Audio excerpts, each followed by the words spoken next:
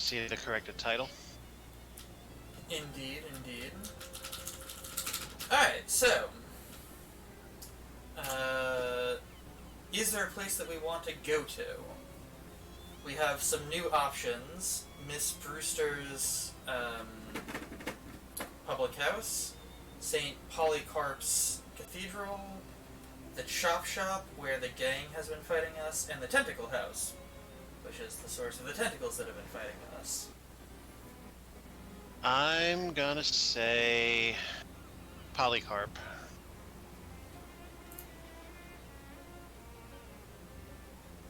You bump into that nervous Derringer salesman from before.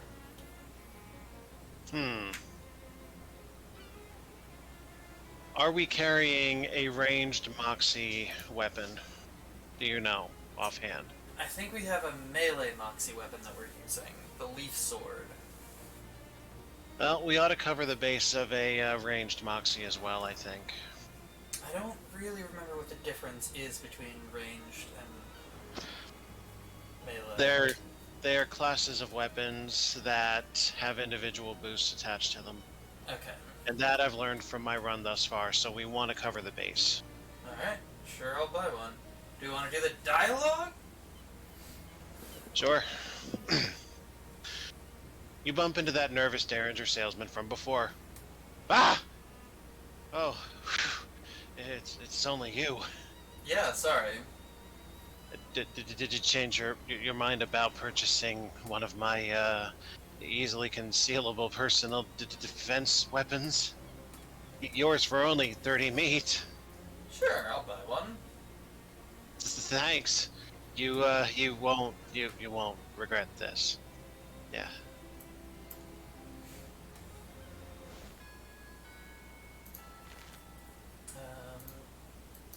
It would appear that Gabby wishes to talk. The sword is the same amount of damage, but also causes one bleeding. So, is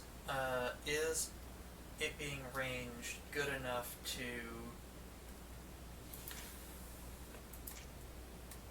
Oh, we did have a range +2 weapon, but it deals sleaze damage.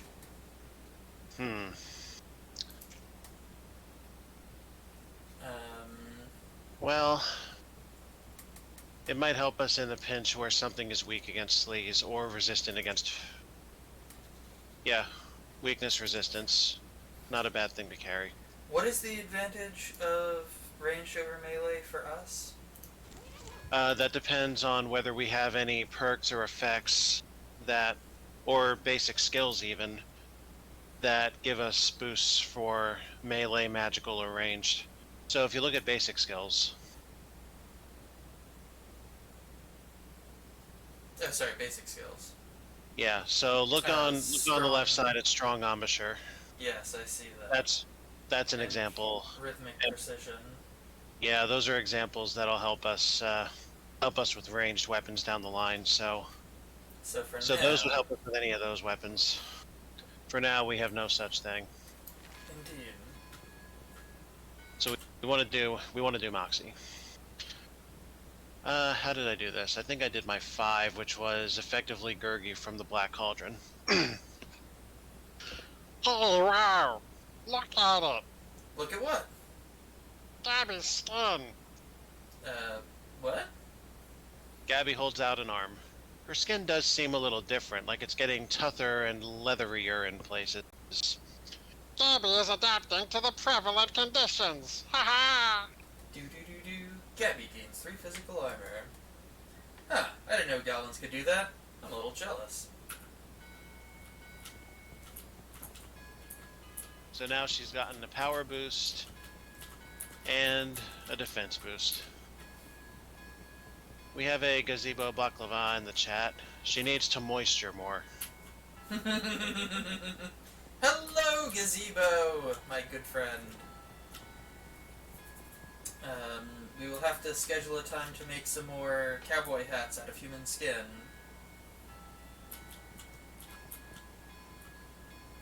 The door down to the catacombs is locked, presumably so the cat doesn't get out. Someone forgot their bibble. Yikes. You got an item. Unpleasant hymnal. Offhand item. There's something unsettling about this book of hymns. Maybe it's the fact that every instance of the word God has been replaced with some kind of weird shifting ink blot thing. Crack it open to deal your muscle in spooky damage once per fight. Well, our muscle is not great. And our current offhand is... Is a stat dropper. Mm-hmm. Which I think we probably want more. Hmm. At this Right? point, we're... I mean, I would. More damage is always good. Please don't disturb the altar. This is the cathedral's font, or more properly, typeface. This is wrong. A handful of holy water. Probably shouldn't tempt fate anymore today. If only you had also been blessed with something to carry it in. Deals a lot of damage to especially evil enemies.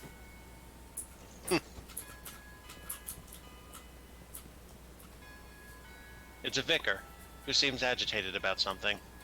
The vicars were specifically the Church of England. Who says we're not in England? I don't... The game. It Well. says we're in New York. Fair enough. He must be a migrant. Hello there. Oh no, oh no, oh no, oh no, what am I going to do? I was going to ask if everything's okay, but plainly not. Oh, I'm sorry, I didn't see you there. Services are cancelled for the moment. Oh no, do you need any help? One of the urns has been stolen from our catacombs. Stolen! This tiny cathedral has a catacombs? Well, it sounds nicer than basement. Are they particularly important ashes? Oh my goodness, we wouldn't keep the relics of a saint in a little cathedral like this. Our urns are just the ashes of former vicars and community leaders and so on. But they're all important in their own way.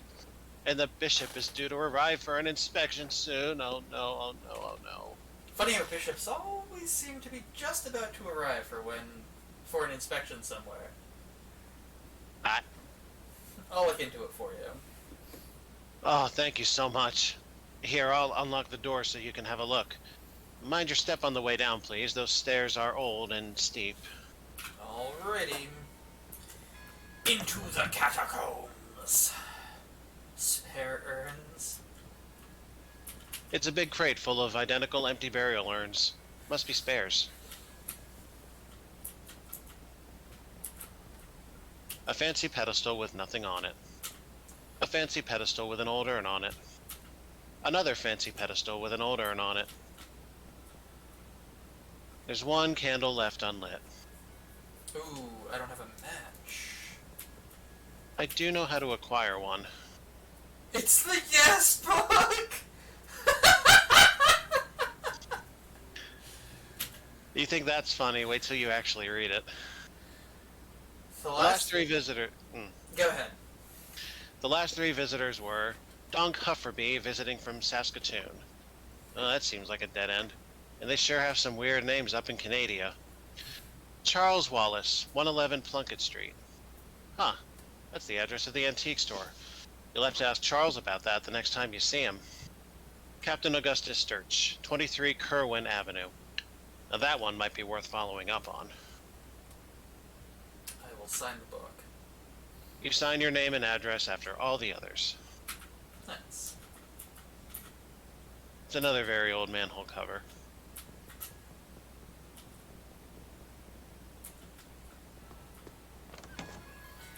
Why can't we just light it with one of the other candles? Because that's too smart. Vicar's still really agitated about his ashes being stolen. Well, not his ashes, but you get what I mean.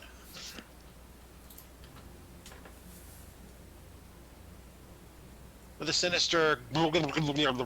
Three of those horrible fishmen come out at you out of nowhere.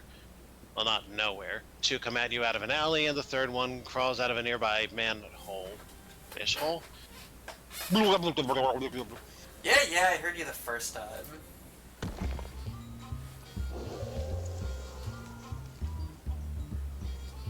What kind of ass kicking can we do?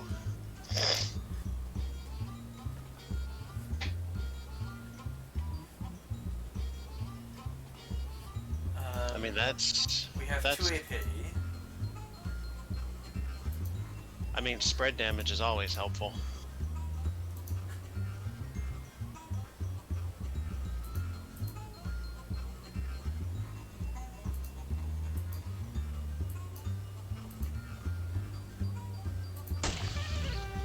Also, 3 There you damage go. is quite a lot. Indeed.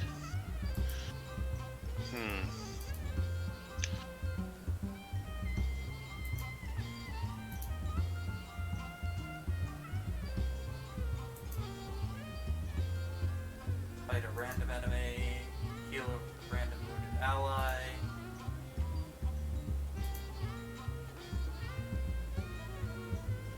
How many of these bastards can we get within 3? 8,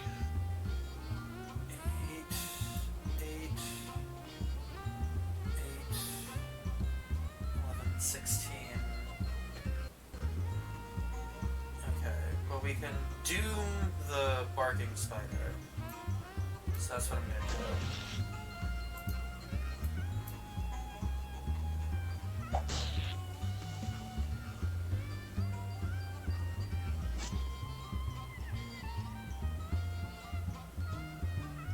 Yeah, going after the tentacle. Oh, nice. That'll That may end be him. enough.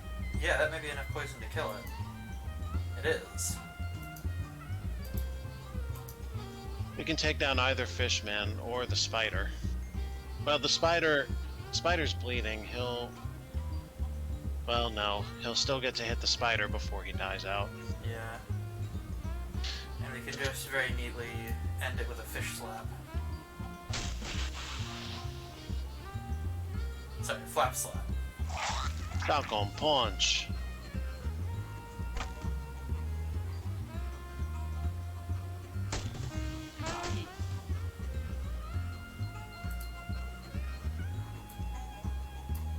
Yeah, we're still good. We can end this here. If I don't have a weapon, pick up a rock. And I do have a weapon. Dead. Alright, that went pretty well. You might say you've reduced those chumps to chum, but despite that being a pretty good fish pun, it would also imply the existence of much larger fishmen who would be attracted to the bait. I don't think you want that. 5 XP, 11 meat, fish liver oil, The fishmen carry little vials of this stuff around to protect their skin from the open air. and a bucket of chum. The chum bucket. This bucket contains a feast fit for a king, as long as it's the king of some kind of disgusting fish kingdom and his throne is a gross toilet. And Duck the turtle grows stronger. Hey!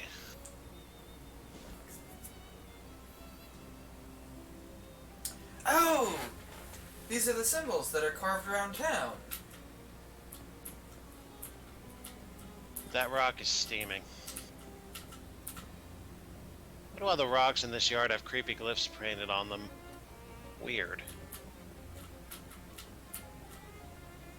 This rock has a date painted on it. November 10th, 1882. Got it.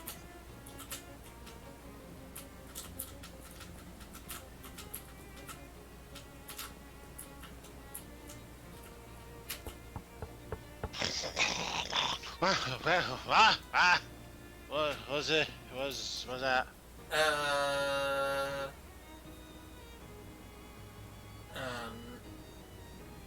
Get on with it, I'm sleeping here. I'm from the Municipal Census Bureau. There's nobody here but me and these 4 urns. Urns? 5 urns. Go away. Congratulations, you've won a sweepstakes. That chance. Never won nothing. Dead. I'm the milkman, got your milk. and enter no sweepstakes, no house. I don't drink that fat water. Get, get. I'm selling these fine leather jackets. Don't want any. Now fuck off. I'll come back later.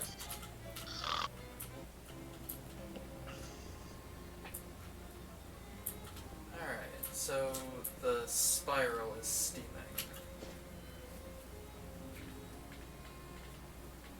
Slight metagame here. There's nothing you're going to be able to do about that rock. Okay. Cool. You have to have chosen psychogeologist, and we didn't, so... Okay, thank you for letting me know. Mm-hmm. I want to go to the chop shop to beat up the gang. Okay.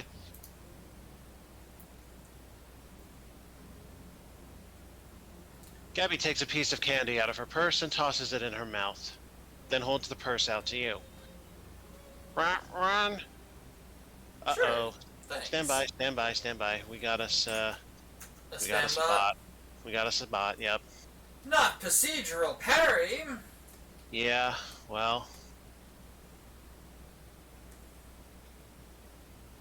Goodbye. Shall we carry on? Indeed. You take the piece Okay. of salt water... go ahead. You take a piece of saltwater taffy out of Gabby's purse. Do. You got an item. Licorice taffy. Show us the taffy. This piece of black licorice-flavored saltwater taffy is bound to either invigorate you or angrify you, depending on how you feel about black licorice. How do you feel about black licorice? Okay, so... How do you feel about butter? Wonderful on bread, really dangerous by itself. That's how I feel about licorice. I think a little bit of licorice goes a long way, but if you have something that's just like, here's the undiluted taste of pure licorice, it tastes like poisonous trash. Well, I'm completely neutral about it, so I like your answer a lot better. Like, I forget what it's called. Is it biscotti? What's the licorice bread? Because that shit is amazing. But I hate licorice candies because it's like an overpowering taste of something that's probably poisonous. Or my body thinks is probably poisonous. I mean, I've heard cases on both sides, extreme like and extreme dislike for any kind of licorice, up to and including Twizzlers of the strawberry variety. Well, there's a market for anything, no matter how disgusting it may be at face value. Like, I love durian candy, and most people,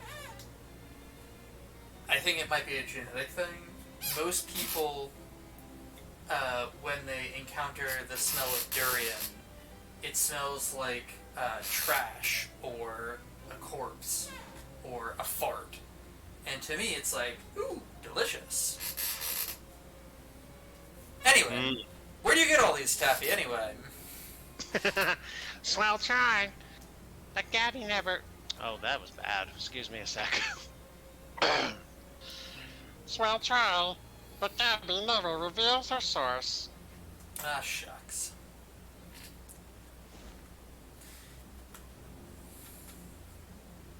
You managed to sneak up on the Tin Lazy's hideout without anyone noticing. You're not going to stay unnoticed for long, though. This place is crawling with Lizzies. Unless your first move is to turn tail and run, I guess.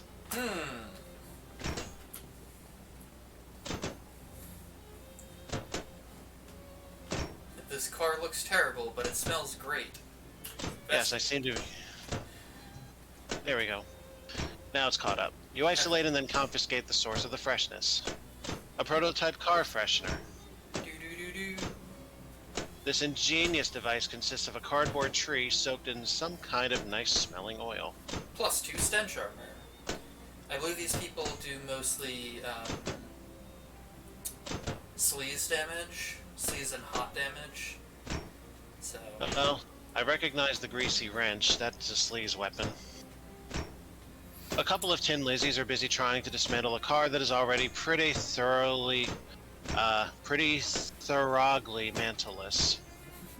It's like watching someone try to scrape just one more sandwich worth of meat out of a leftover turkey carcass. Get the jump on them! Oh, that spider did a lot of damage.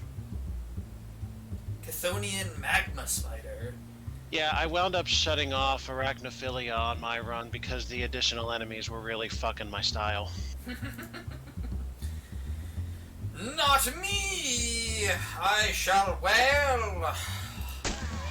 You're also playing on hard. I'm not. What else? Yeah, the magma spider. He's gonna be a problem.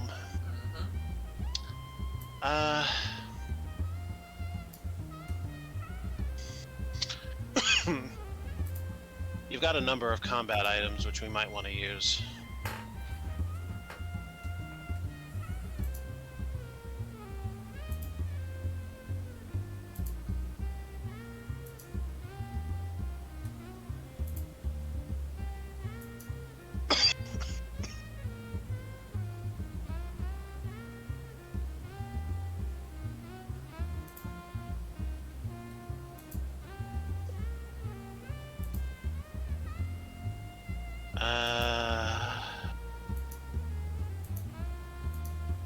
Well, I'll definitely tell you, hang on to that can for a truly rainy day.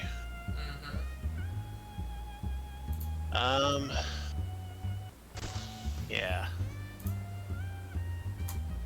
Yeah, concentrate all your power on that magma spider. Back to the Chthonian depths from which you came! Oh. Good thing she got that +3 physical resistance.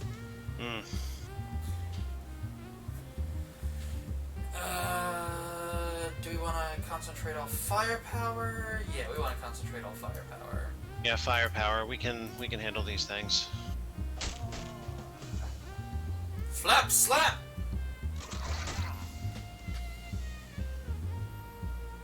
The 3 damage is gonna knock off, yeah, that guy. That's gonna be enough to take them out. Yep. 'Twas never a contest. You successfully got revenge. Revenge for that poor car. You gained 5 XP. You gained 11 meat. Doodle-doo-doo. You got an item. Face grease. A 50-50 mix of engine oil and moisturizer, useful in both a skincare regimen and a 2 strokes engine. Did you know stroking increases your hot armor? I did. And now you do too. You really ought to put it out of its misery. Huh. Maybe that's worse. A greasy toolbox. Let's see what's inside. Greasy gloves! And some other stuff. Do-do-do-do. You got an item. Greasy gloves. The outside of these gloves are so greasy. How greasy are they? That it prevents any more grease from reaching the inside. Plus 1 sleaze armor. Do-do-do-do. You got an item. All. If you see a pointy bit of metal with a wooden handle, that's an all, folks. Applies 3 bleeding. Do-do-do-do. You got an item. 11 and 1 oil. According to the fine print on the can, 11 of the world's religions are actually part of a larger, secret religion, understood only by the old man who owns the company that makes this oil. A potion that boosts moxie by 1.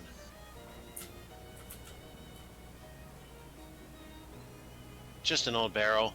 Since it's open, it's full of rainwater. A fish. You fished something up. More face grease. Indeed. Nope, I didn't mean to fish again, but here we are. Hey, a welding mask. This mask will protect your face from being burned while you're welding, or kissing ass. or candles. Boosts 1 physical armor and 1 hot armor. I don't remember what the Uncursed Fedora does. Oh, it gives us Moxie, which is kind of important to us.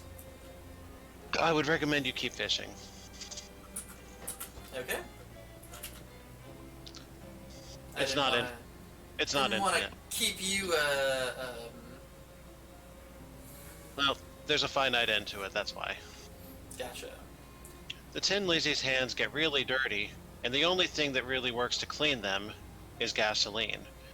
Increases damage of magic weapons by 3. And that, if you have a magical weapon on hand, is incredibly useful, Mm-hmm. provided you've got the stats for it. Specifically, do we have a Moxie magic weapon?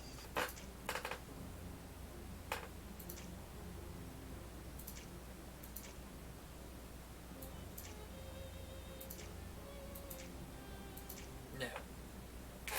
All of our magic weapons are mysticality.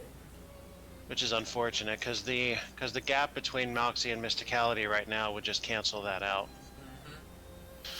A bunch of Tin Lizzies are hanging out here.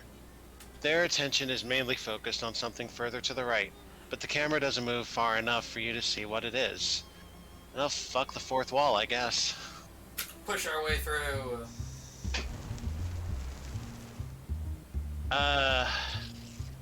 7 enemies? This is gonna be tough.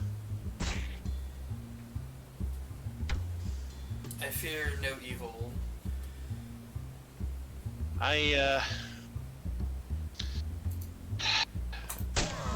Would you like the optimism or would you like the honesty?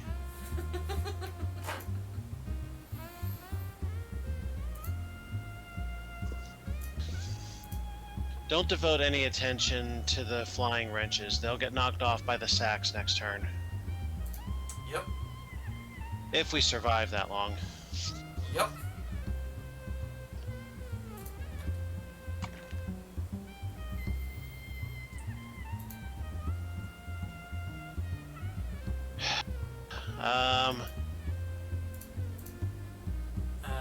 Okay.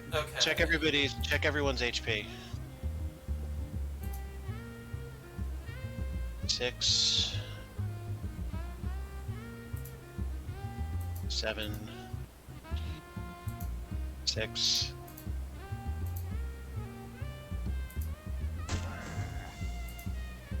Don't hit him anymore. Hit the spider. That'll get 5 that'll- enemies with the sacks. Yep. Or the bleeding, whichever comes first.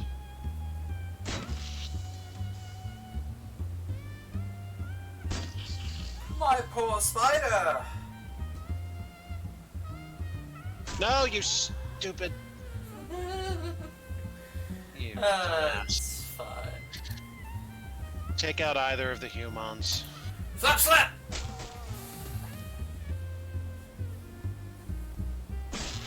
See, the spider would have survived the fight if he'd gone after a human instead. Mm-hmm. Yep.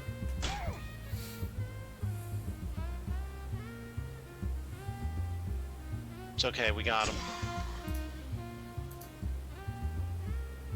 Take her down.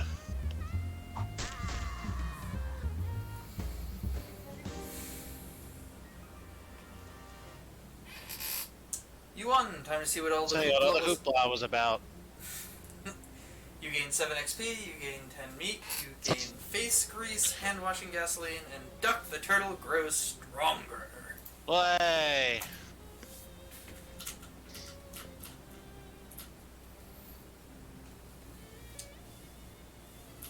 So, what about that mask? Your face will be a better home for it than this dirty bench. We got another welded mask. A pickup truck? More like a picked apart truck. Oh, got him! A muscular woman with flaming red hair is sitting on a throne made of welded together wrenches and glaring at you. Now, before you go into this, let's check ourselves. Before we wreck ourselves. Yeah. Okay, so we have 75 XP. We would be well served to boost our moxie because more damage against a boss is kind of vital. And more hit points will not hurt either. Hmm. What else is good around here?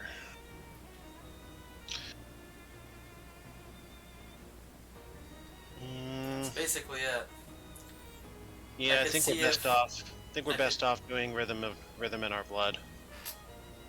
I could see if I can upgrade any of my combat skills.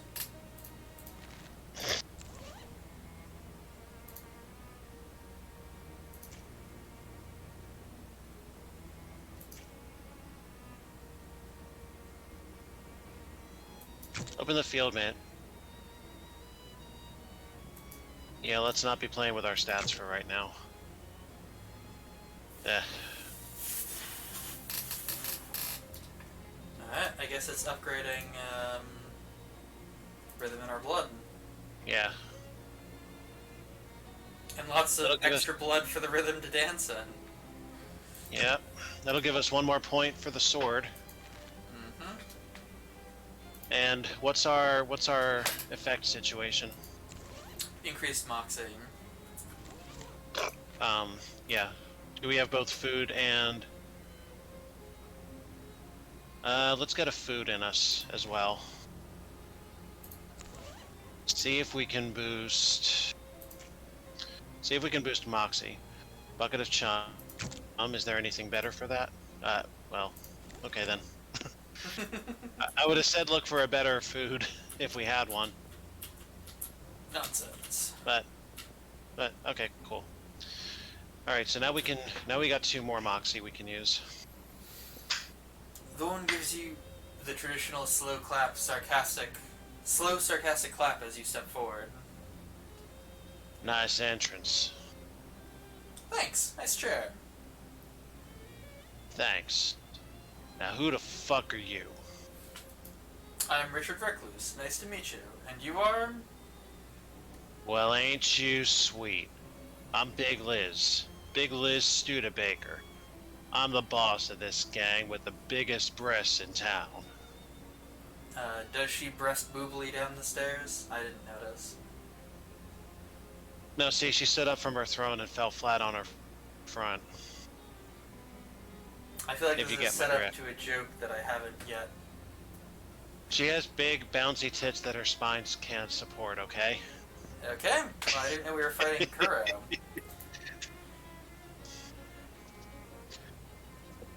Now, considering that you just busted into my scrapyard, beat up 5 of my girls, plus however many on the way here, I figure you got something on your mind.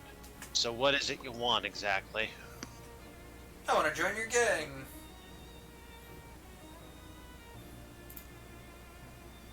Sorry, kiddo. This ain't just a gang, it's a business. And I can tell just by looking at you that you don't know a crankcase from a manifold. The crankcase is the one with cranks in it? I'll tell you what. You got this far, and my girls ain't no slouches. That's worth some respect. So I'll grant you a boon. A boon? Like a favor? Yeah, within reason. How do I know this isn't some kind of trick?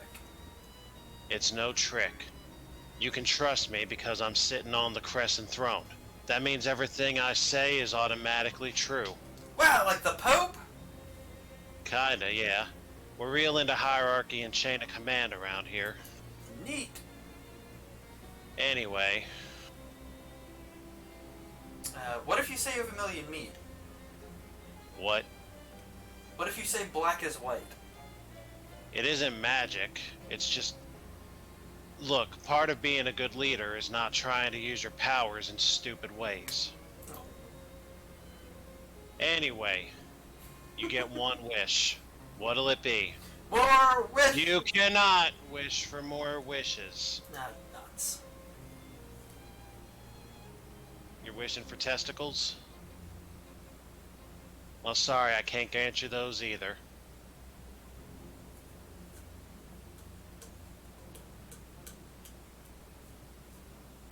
I'm very tempted to go with prizes. I'm Why very not? tempted to go with I wish to sit in your swell chair. I have a sixth option. Which is? I wish to sit on your swell face.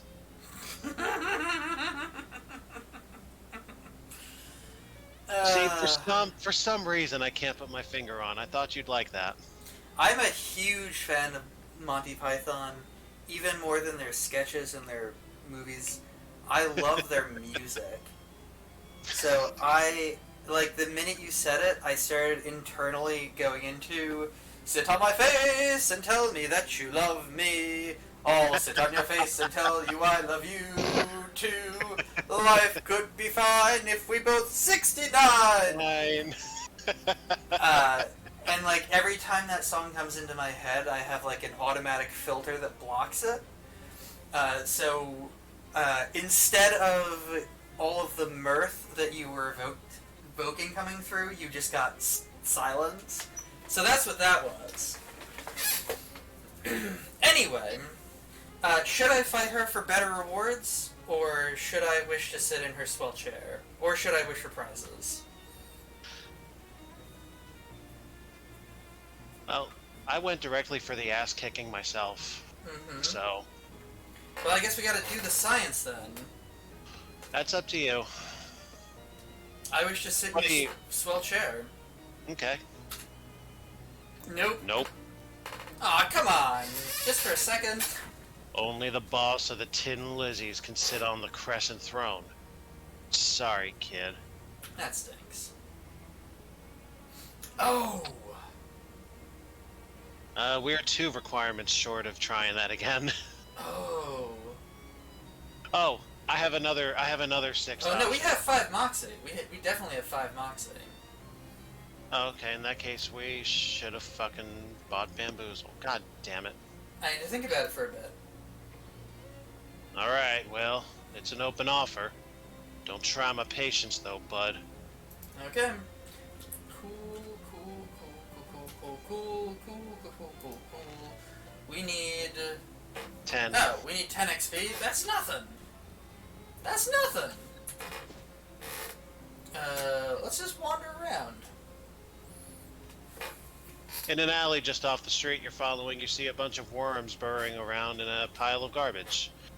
And this is one that I wouldn't get because I didn't select Insectologist. Mm-hmm. So, minor metagaming. I'm guessing that your selection of minor dictates certain wandering events that get you your materials. So yours are going to wind up being different than mine, although mine are going to be much bigger than yours. In an alley off the street you're following, you see a bunch of worms burrowing around in a pile of garbage. Instead of being repulsed by this, like a normal person would be, you are excited. Because you recognize the worms as Annalena Grodicis, the Western Jungle Filthworm! Excuse me. You think back on your lab training. You're pretty sure you remember how to get them to extrude some nasty and valuable goo. Milk the worms! Sweet, sweet nectar. Do. Fustulent grulch. This is This is definitely Really the most fustulent of the grulches you're carrying around. Let's move on. So that's half of our XP right there. Okay. You round a street corner and encounter a woman in a welding mask using tightly focused magical fire to cut the fenders off a parked car. Hey, that isn't... I'm pretty sure that isn't your car. There's a polite cough behind you as you turn around to see a woman in oil-stained coveralls casually spinning a grease gun around one finger. Is this your Is that car? your car? No. Then it ain't your business, neither. So maybe we should teach you a little lesson about minding your business. You just said it isn't my business. That's it, fuckhead.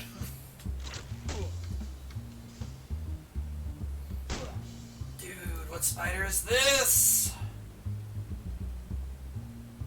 What are you? An Arctic ankle biter! Arctic ankle biter's a real thing then, huh?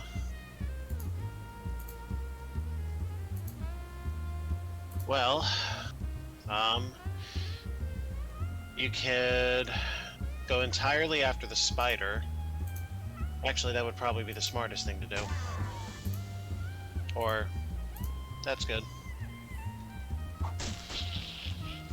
Hey, there you go. That's a lot of heat.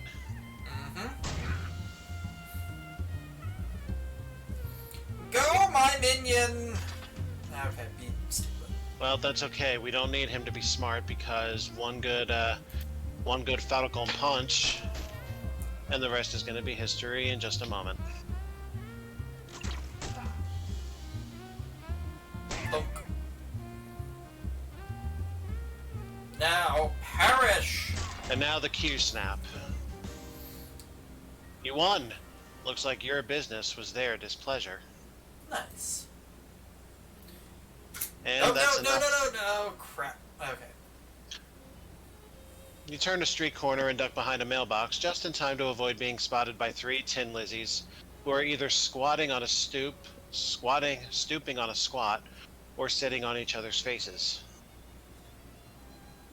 Eavesdrop on them.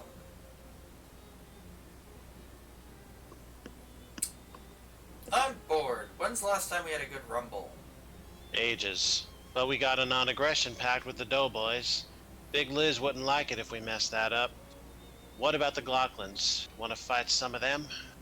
Too weird. Mm-hmm. You can't understand what they're saying. Or what she's saying, rather. You lean in, careful not to be discovered. What? I can't hear you with that helmet on. Mm-hmm. Are you eating something under there? Yeah, another butter. I'm just gonna leave quietly. Oh, hey, we still got some experience for that. Yep. Bamboozle! Bend the truth for fun and profit.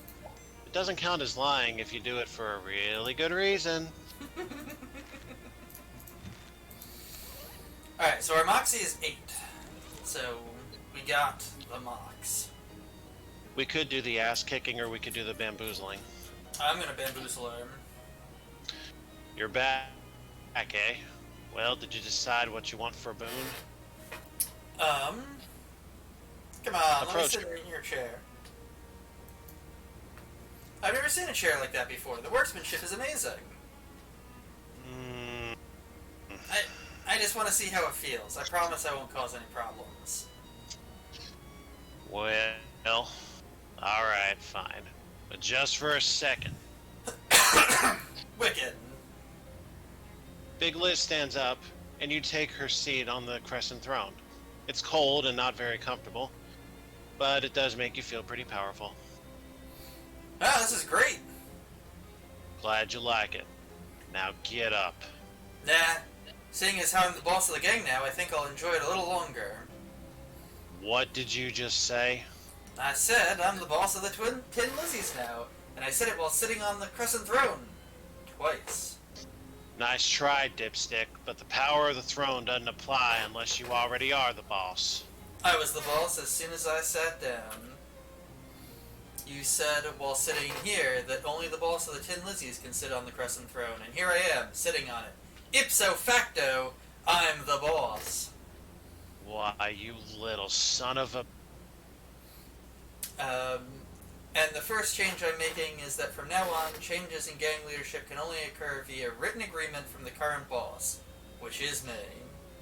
You promised me you wouldn't cause any problems. I don't see any problems for where I'm sitting.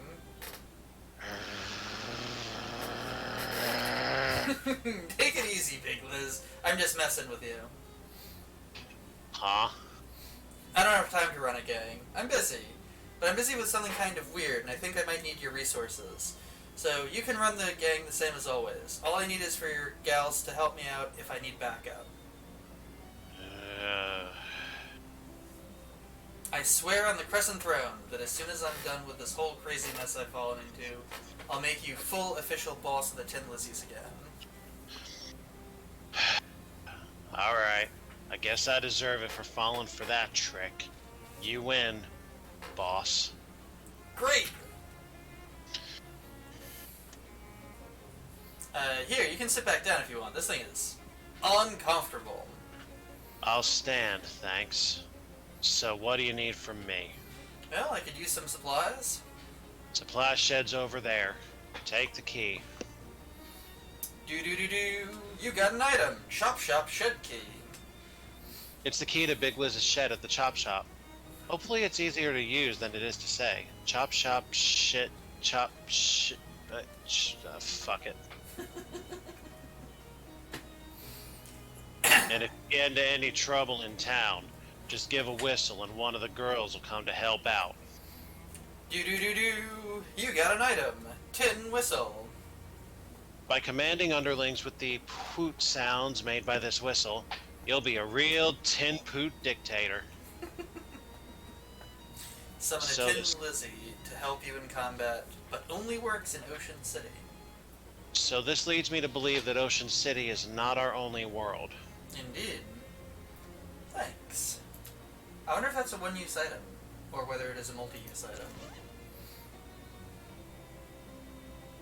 Where's another combat item? Gonna assume multi. An item like that shouldn't only be one use, I would imagine. But all other combat items are single use, so I honestly don't know. Again, I did not take this route, so I have no idea how the whistle works. Big Liz gives head. You Big should be Liz so gives lucky. yeah. Big Liz gives you an annoyed but resigned look. The shed door is locked. I unlock it. The shed door is unlocked. I go inside. The poster says, antifreeze is delicious, but it's poison. It's a workbench covered in tools. So this is one of 3 stations that we can use to make stuff. Mmm. You'll need anarchist hardware to make anything fancy, but with Fustulent Grolsch or what up to this point I believe is 3 other materials out there, you can make stuff like this. So you can make the nasty bag, which would apply 5 poison to an enemy. Not poison damage, mind you, but 5 turns of the poison status. Yeah, that's actually quite a lot of poison. Yeah, and when you consider that poison and any other status works as a summation thing, 5 poison to an enemy applies a grand total of 15 poison, provided they survive long enough to feel that. Yeah. I guess I will make one. You find a paper bag under the workbench and pour the grolsch into the bag. Keeping your nasty goo in a soggy paper bag is almost worse than not having it in a container at all. Every day on this calendar just says, crimes! BKG crimes. A bunch of repair manuals for cars you've never heard of. Except Except one of these books is about weapons instead of cars. Hey, Welding that's not misspelled. You're not allowed to pronounce it like that if it's not misspelled. I'm experienced enough in the Eye of Argon game that I can do whatever I want. But you're right, I really should. Welding and Wielding. Advanced Weapon Repair for Do-It-Yourself Defense by TIG Flux Core. Not TIG Flux Core. Yes, it's like- advanced weapon repair techniques, eh? Yes, TIG Flux Core. You read the book. Huh. Turns out you're supposed to repair weapons after using them for a while. Who knew? Oh no. Oh no. So, I did get here very late in my most recent session, and while I now have no way to confirm this because I have not had a weapon wear out before realizing this system, our theory is that the wear down system was there all the time, and eventually you'd wind up with an unexplained broken weapon aside from maybe the guess that it wore out. But now each weapon you look at has a wear down indicator on it in the form of a fraction, where the top number represents how much wear it's got on it, and the second number is how much damage it takes, or how much wear it takes for it to be completely broken. As you can see, the sword leaf is rather close. Mm-hmm. And that was pretty much the last combat thing I did, so I do not know the rate of decay of any weapon. Mm-hmm. So I'll pretty much be learning as you do here.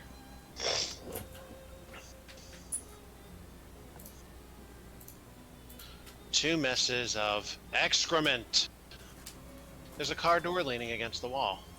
Grab it! Huh. It's been converted into a shield. Do-do-do-do. You had an item. Chopped off car door.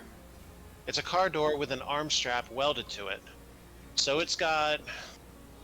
It's a shield, but it's fashioned as an offhand weapon. Mm-hmm. It wouldn't deal very much damage right now, but the mysticality reduction could be situationally useful. Mm-hmm.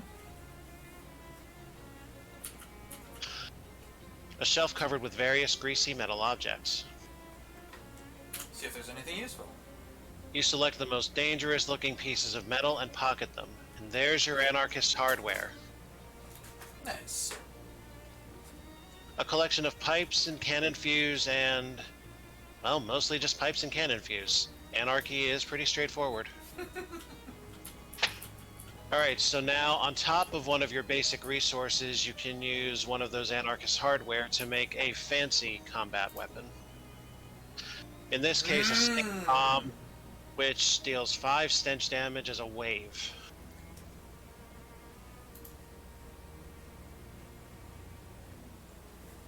A length of sewer pipe and a volume of sewage. You make a pipe bomb out of the gulch. Blech, what stinks?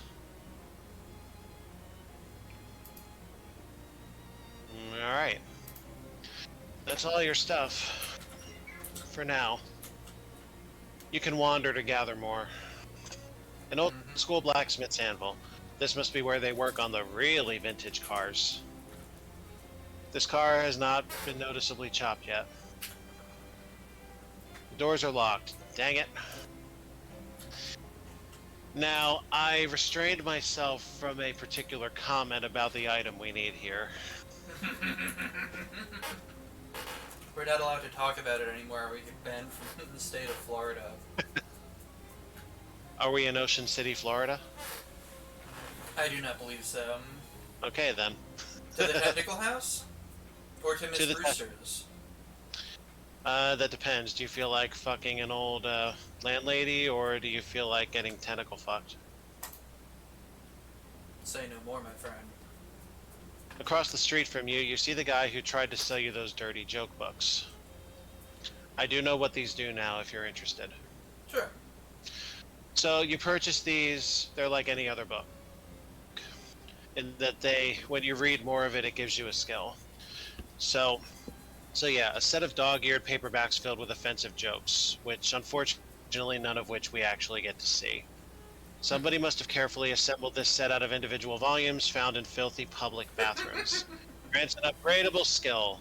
Heard 'em all. Gives sleaze armor.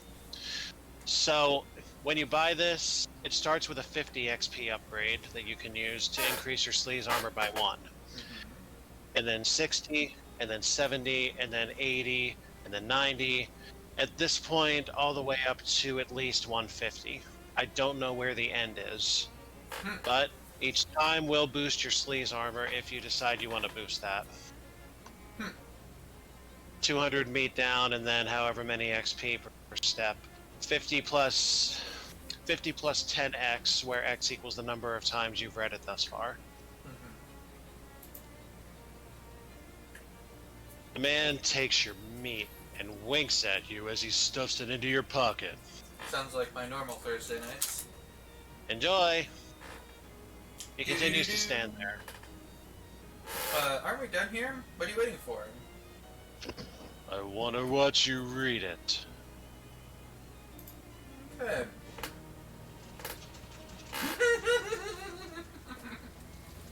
Miss Brewster's home for traveling salesmen. Alright, I'll bite. What else is around? There are some strange symbols carved into the sidewalk here. If you're bored by this boarding house, you can always just leave.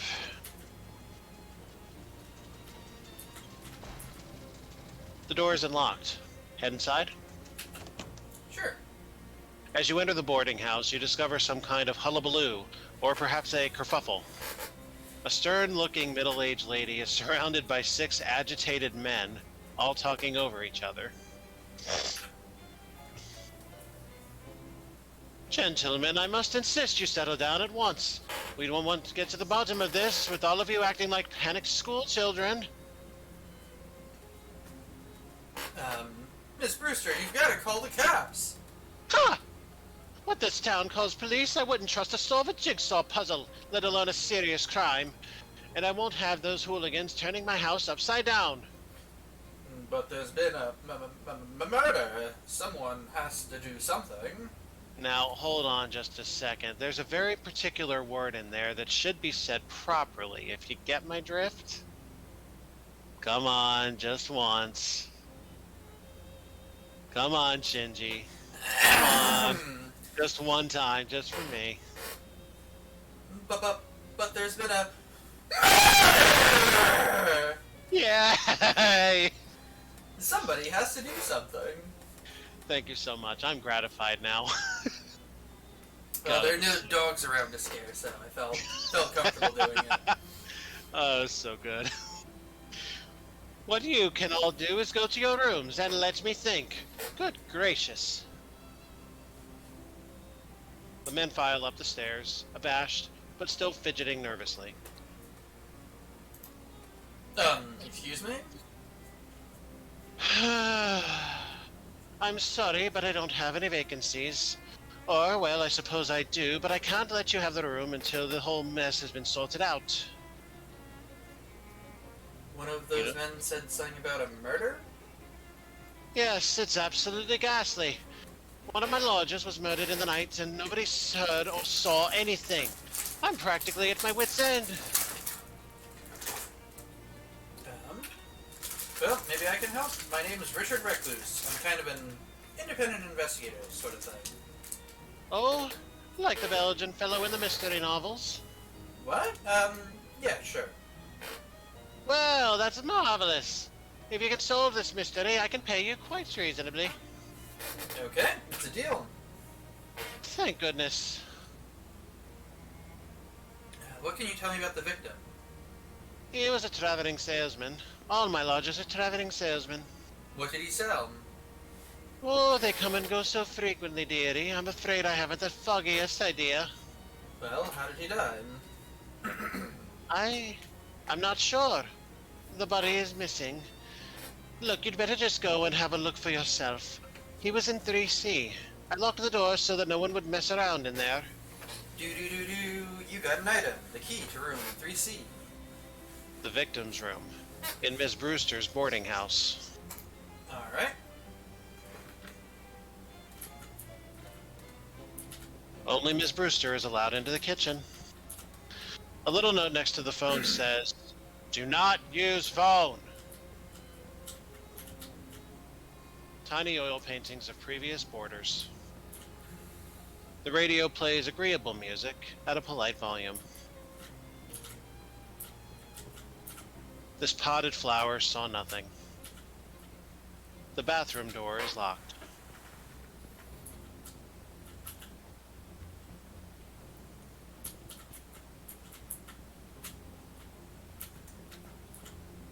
It's a communal hat rack, but nobody's using it at the moment.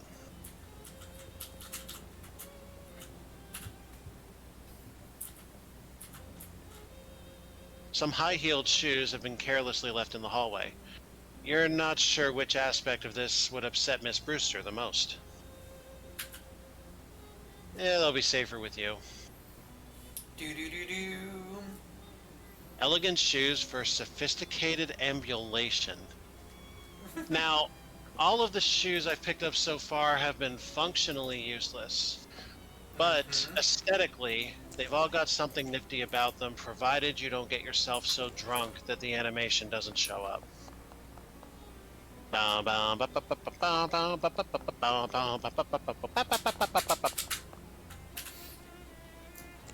that's enough of that. Now get to stepping. It's room the two pointy leaf plants are holding the frondy one hostage.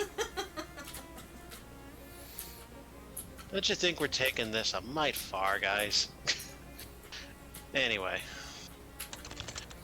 You unlock the door and put the key in the secret pocket you use for things that won't ever need to be referred to again. AKA directly into the jockstrap. You step into room 3C and discover Holy crap! a massive pool of blood on the floor. And like Ms. Brewster said, there's no body in sight. This throw rug looks pretty ordinary. You roll up the rug and... Whoa, what the hell? There's a crazy occult diagram underneath it. The lines and glyphs appear to have been burned onto the floor. You can see little blobs of melted candle wax at the points of the dodecagram, and it even smells faintly of weird incense. Was this some kind of ritual killing? Great, like regular old murder wasn't enough. Yeah, well. A creepy old occult ritual circle. There's little blobs of old candle wax on it and everything. We had something like this in West, as I recall. So The wardrobe is locked. you played The Longest Journey, right? I have not, actually. Oh, neither have I. That may be a thing that we do together. Cool. But the people who made the point-and-click adventure games eventually got like a huge amount of money to make an MMO. Back when MMOs were like new and exciting, and they were like, "We're gonna make a puzzle MMO," and people were like, "Maybe that'll be the next big thing. We don't know. It's better to be safer and like spend a lot of money trying it, and then just barely recoup the money and have tried, than like it was the next big thing and we missed out on it." So I am very much not an MMO guy, but I would be very happy to guest in. Well, maybe I will. And one of their puzzles is an outrageous puzzle of Simon Says, where you have to communicate with the dead by recreating a spell in Latin, letter by letter, where the letters are points on a diagram, and you have to just like figure out this whole other cipher, and then figure out what the question is, and then ask the question by going to a pentagram like this and performing the ritual. It is so fucking involved. And at the end of it all, do you know what the reward was? Do you know what the reward was? Nothing. A pair of socks for your character to wear in-game. Excuse me? A pair of socks? Which is just a visual thing. It just makes it so that your character isn't wearing shoes, he's just wearing socks. And a link to a YouTube video that explains that the guy you've been chasing down, like, you can't catch him because he ended up sending himself to hell. A video that's unlisted, no doubt. Indeed. So it was like, I felt so fucking trolled. And you get a lot of, like, in-game experience, so, like, your character levels up from it a lot. But it was like... I mean, I guess that's something. Anyway, let's get back to it.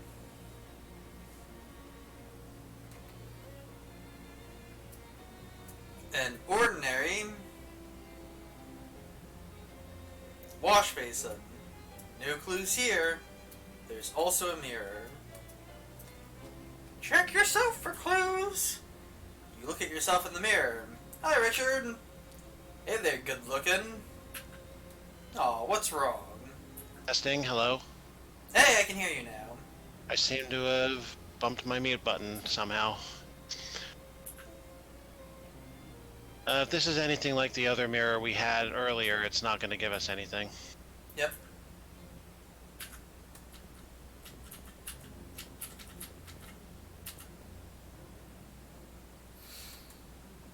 What do we got?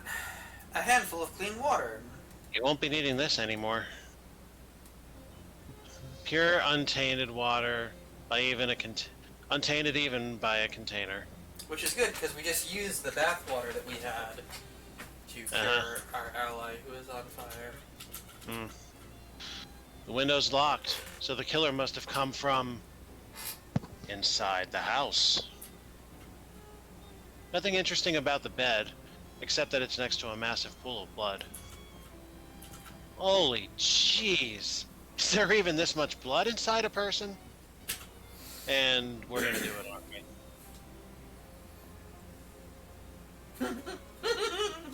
Huh. Nothing. Must be shallower than it looks.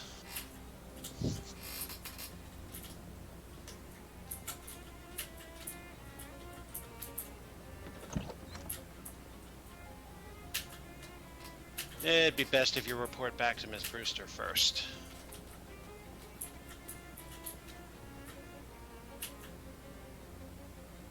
How you doing, Gabby? Oh, shit. That's not me. How you doing, Gabby? It sounds like a cat meowing.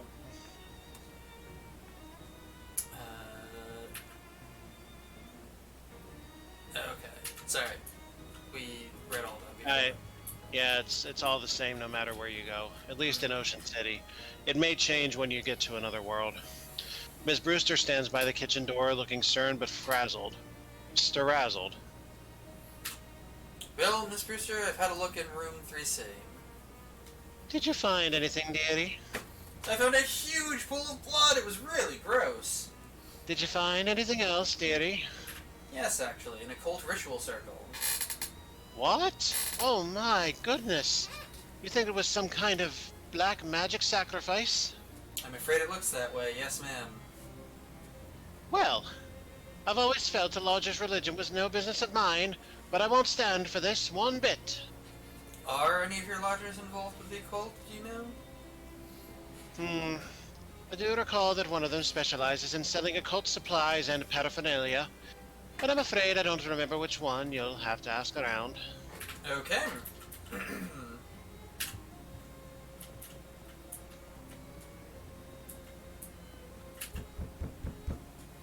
Who's there? I'm not opening this door with a killer on the loose. I'm investigating the murder. Do you have any information that would help?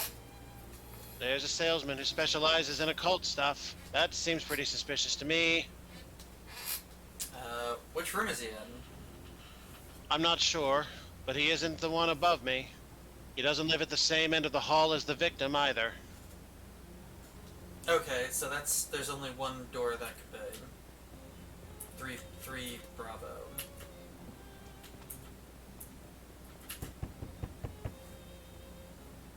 Hello? Who are you? I'm investigating the murder. What can you tell me about the people who live here? Well, I pretty much keep to myself. All I know about the other salesman is that the one who sells jokes and gags isn't the one who lives next to the one who lives above the one who sells the brushes. What? I'm gonna start writing all of this down. Have fun with that. I have not been to this location yet, so I do not know what's what. That's their in the boarding house where the court murder has taken place. Okay.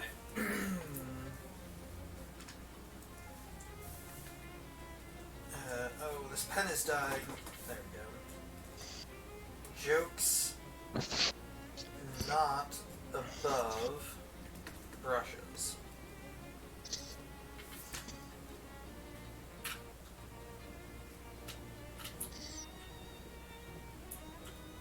I can think of no good reason not to brute force these.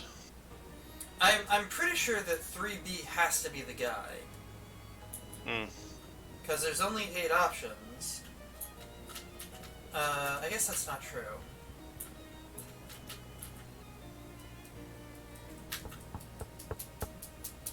Yeah? What can I do for you?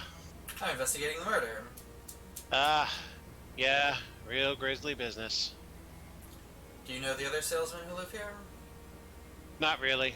Just the guy who sells those little Derringer Oh pistols. no! These are all the people who sell us stuff on our random encounters.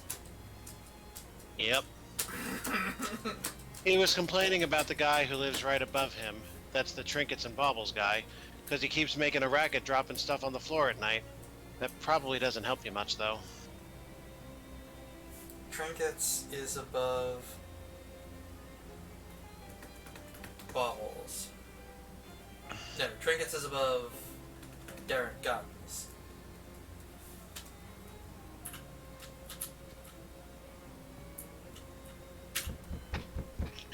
There's no response.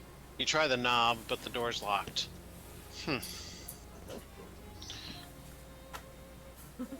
They're really all 2D if you think about it. I'm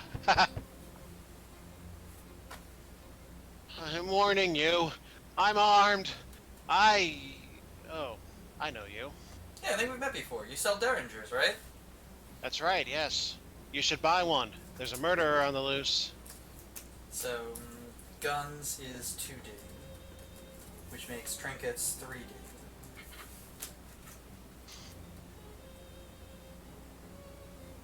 Actually, I'm investigating the murder. Thank God somebody is. What do you know about the other salesman here? I know that there's the guy who sells occult stuff. I give him a wide berth, though. All I know about him is that he doesn't live in the room below the sunglasses salesman.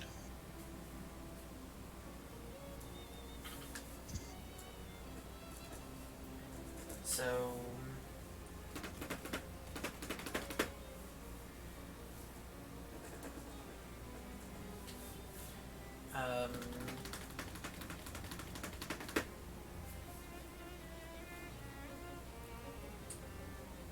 Okay, sunglasses is not above occult.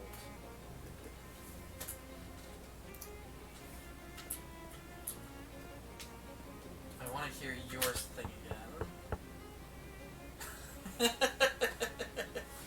Me again, can you repeat what you told me before? I forgot to write it down.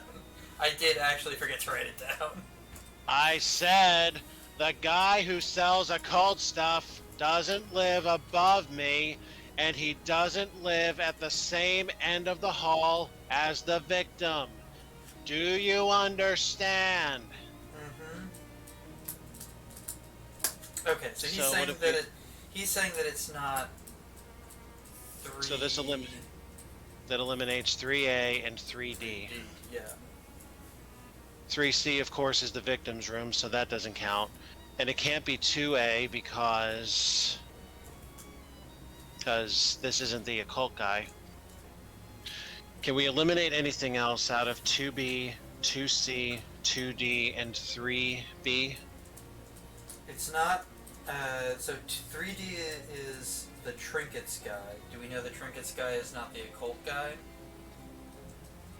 Well, he lives at the same end of the hall as the victim, so he's out by the clue we just saw. Okay. Hello? Hi! I'm investigating the murder. How well do you know the other salesman here? I don't know any of these guys. Although I think there's a guy who sells brushes, who's neighbors with a guy who sells pants. So neighbors would be adjacent in at least one direction. Mm-hmm. Oh.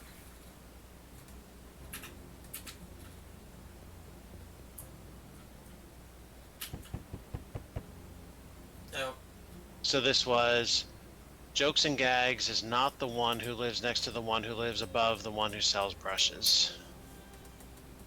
That's a number of things.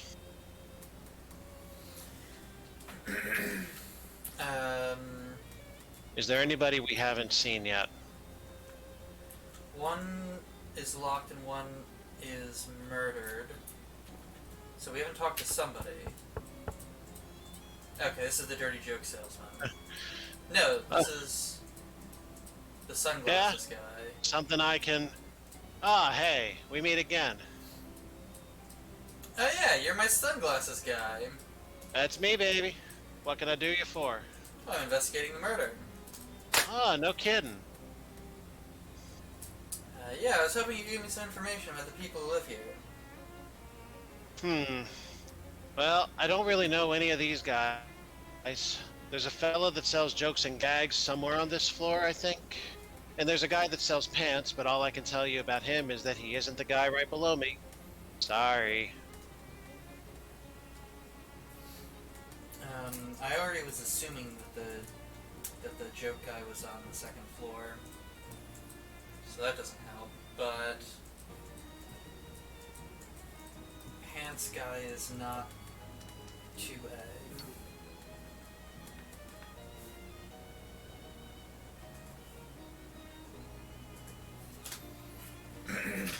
Okay. So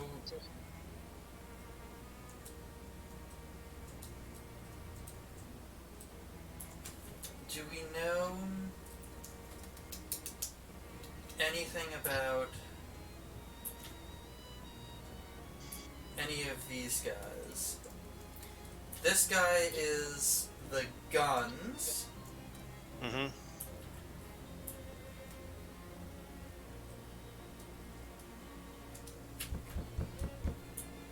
2C is locked, which makes me really wonder about him.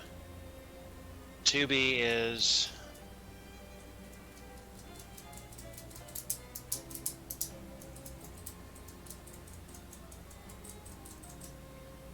If we can Possibly the figure... pants guy.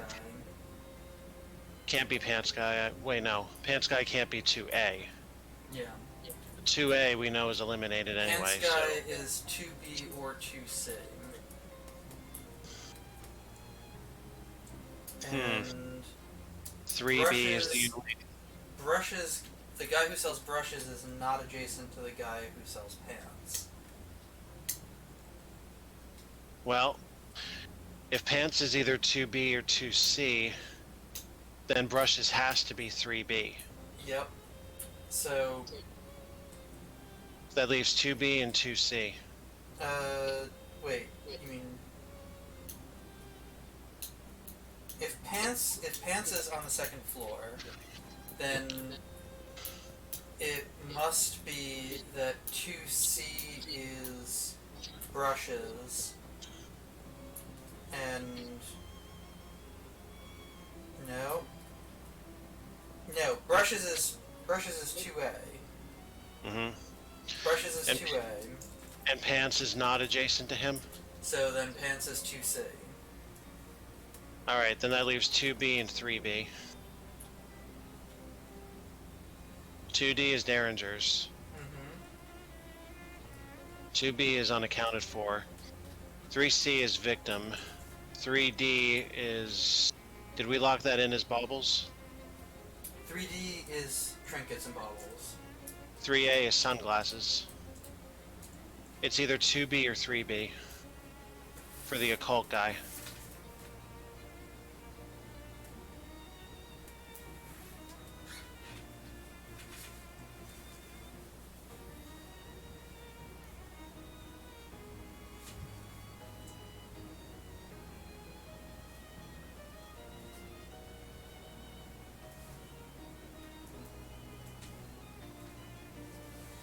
I'm just writing this all down.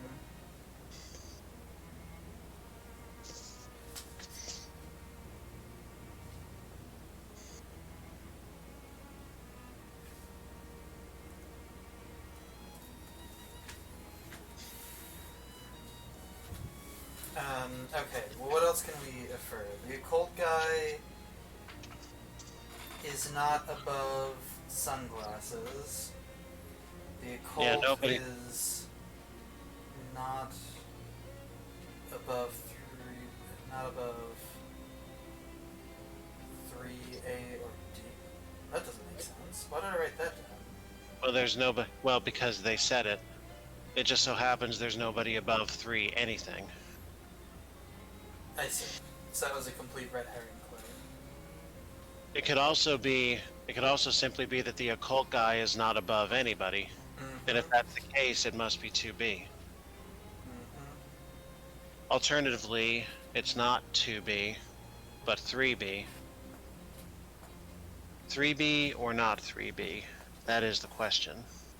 Jokes is not We don't know where the joke salesman is. The joke salesman is the one that's unaccounted for. And the What joke do we salesman, know about him? The joke salesman is not in 3B. So that Well, then our leaves cult 2B. guy is 3B and you spiked it on lightning. You threw the lightning in 3B and it sounds like you might be right. Yep. Alright, 3B.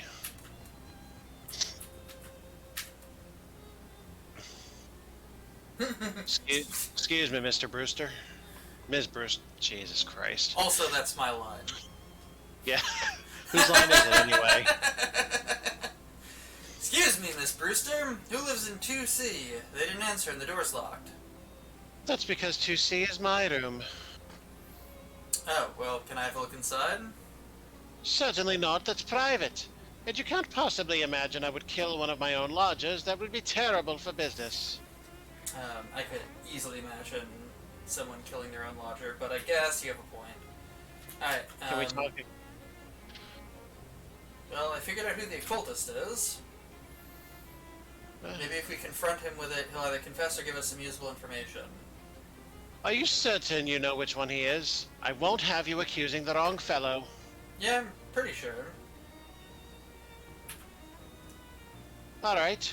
Shall we gather everyone together at the scene of the crime so you can do a dramatic reveal as if we were playing sleuth? Sure if you want. I must say, this whole murder business is simply dreadful, but it's the most interesting to happen here in years. Mm-hmm. You head up to 3C, and after a few minutes, Ms. Brewster meets you there with the salesman in tow. Alright, well, I suppose you're all wondering why I've called you here today. Well, I assumed it was so you could tell us who did the murder. Yeah, that was my guess too. Yeah, right. Well, as you can see by this weird circle on the floor, this killing probably had an occult significance. Therefore, the most likely candidate is the occult goods salesman, who is... 2C! I mean, 3B! 3B. Um... 6. Yes. I was just looking to see if 2C is an option, and it is. It is an option. Very tempting, but I am not going to find out. Mm-hmm. The guy in 3B! What? No. I mean, yes, I do sell occult supplies, but that isn't even one of my circles. Are you actually accusing me of murder? I think you're the only likely candidate. That's crazy. You're crazy. Tell it to the cops, buddy. Suddenly, the wardrobe door flies open and a salesman jumps out. Ha ha! I've fooled you all pretty good. What the? Who the heck are you? I'm the victim. I sell jokes and gags and stuff. Ha ha! How do you like my new giant fake rubber pool of blood? Isn't it a scream? Oh my god.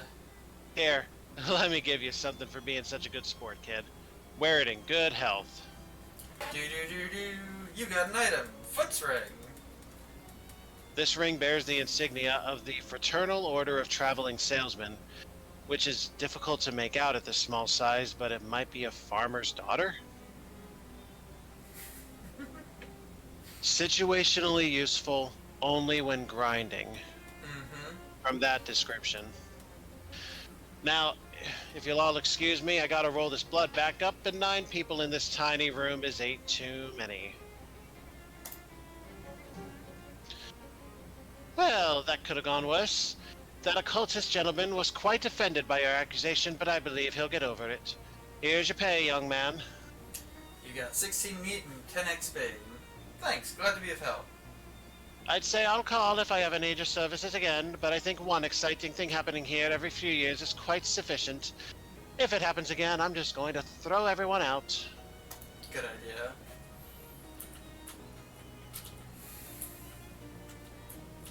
Well, the mystery's solved. There's no further reason to go upstairs. Now try not to get yourself killed there. Well, have we put this off long enough? Go message Kuro and tell her what we're doing. All right, stand by. Folks, we'll be right back after this brief commercial message. You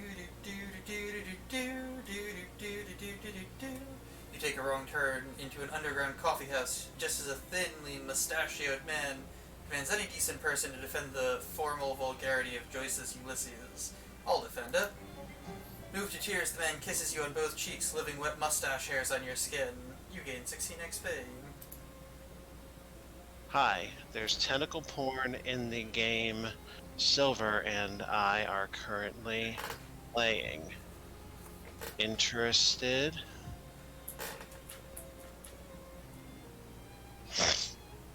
Would you like to leave this betesticled house behind? Horror house behind? This is the front door into that calamari factory riot. I'm going to give her 2 minutes to answer while I go take a brief piss. BRB. Alright. I'm gonna go interact with chat. Death to Spambot. See. Moisturize me. I have not seen a whole lot of Doctor Who. You have shown me all of the Doctor Who that I have watched. But I once watched a 3.5 hour long review of the more recent Chibnall era Doctor Who episodes, I believe it were.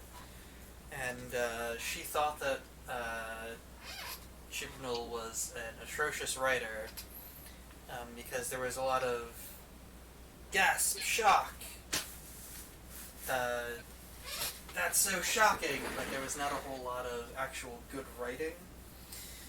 And she was of the opinion that this lack of attention to detail and fetishizing of EGAD's plot twists was ruining the show.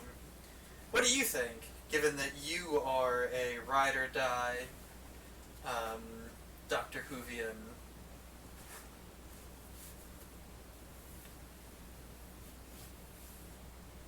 Lots of bad scripts, that's why you stopped watching. Well, I'm sorry to hear that. But if it was good once, it can be good get it again. Just look at Star Wars Andor. Star Wars Andor!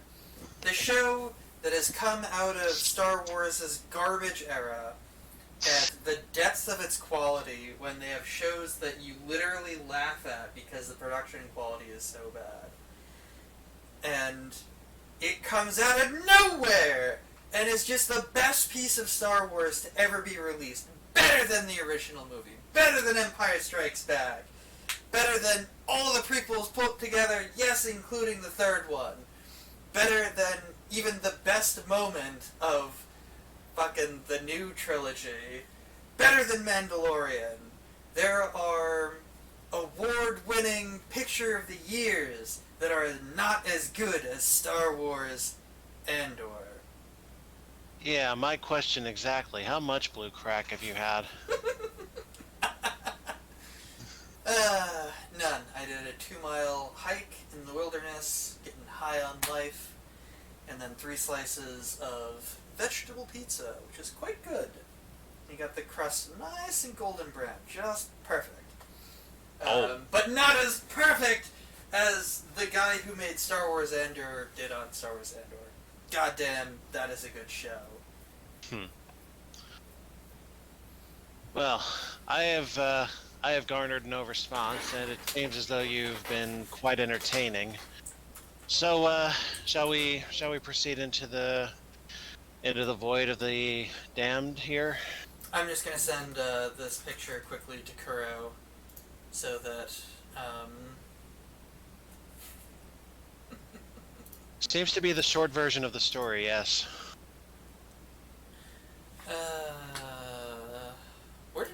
where did you post this? Did you like directly post it and not post it in our group chat? Oh yeah, I just DM'd. And Gotcha. Kuro's not in our group chat. Oh, well that would explain it. Alright, well, she'll just have to hear about the undulating tentacles in the retelling. Yep. It seems like this house used to be quite nice. Tall ceilings, nice wallpaper, fancy molding everywhere. Now, however, the wallpaper is peeling, the plaster is crumbling, and there's tentacles poking out everywhere. It's a real fixer-upper. Hello? Anyone call for a tentacle exterminator? I don't think anyone called for a tentacle exterminator, but if you do want to do some pro bono extermination anyway, I don't think anyone's going to stop you. Well, except maybe the tentacles. Let's go. Have you been here yet? No. We've deliberately saved this for second to last. Second to last only to the actual, story fight. Gotcha. This bathtub is filled with a fluid you'd rather not consider. Consider it fished! Okay. You unclog the drain, and the tub empties itself with a nauseating... Nauseating? Jesus, God almighty. Nauseating gurgle.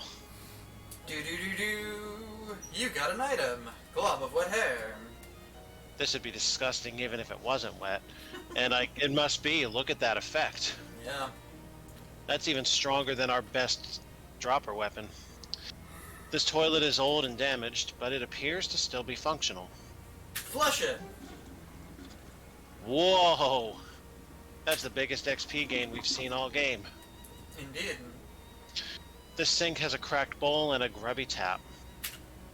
Investigate. Look at this. Somebody lost a ring in the drain. And fortunately, your fingers are just long enough to grab it. Do-do-do-do! You got an item! Conductivity ring! The famed avant-garde band leader, Flobart Guggins, commissioned jewelry made out of conductor's batons, so he could orchestrate several operates at once. Nice save. Thank you. Oh, this actually really helps us. Orchestra So that gives- Strike also so it's increases typically- your muscle physicality and moxie by 1. Well, That's that makes- ridiculous, because we use Orchestra Strike every turn, sometimes twice a turn. Nothing wrong with that. So that's kind of mandatory. It's a shame, because we're getting a lot of use out of Jagged Ring. Where's the book that allows us to boost that? And do we have the XP to do so? Allows us to boost Orchestra. Orchestra Strike. There's a book that boosts that somewhere in our inventory. Yes, that. We need 100 XP, and we have... We'll need to check the car sheet. 34. That's gonna be a little bit. Oh well. Hey, it gives you a decent grinding goal. I think the Jagged Ring is still better for... I think the Jagged Ring is still better. Let's jump to the rings page. Until we lose the Sword Leaf Ring. Sword Leaf Sword? God damn it. I think that the Jagged Ring is better, because it gives us 2 extra damage every turn, plus extra damage on future turns if we don't kill the enemy. Whereas the Conductive Ring gives us an extra damage that remains every turn, so it's 1 extra damage on the first turn. No, because we have 3 HP. Is Orchestra Strike a set amount of damage, or is Orchestra Strike... It's a set 5. Okay, it's not based on Moxie. Yes. No. So, 1 damage, then 2 damage, so then it's equal, and then 3 damage. Yeah, but it increases the power of any weapon you're wielding. We haven't fought since we got the wear down system revealed, right? Because I want to see the wear state of the sword right now.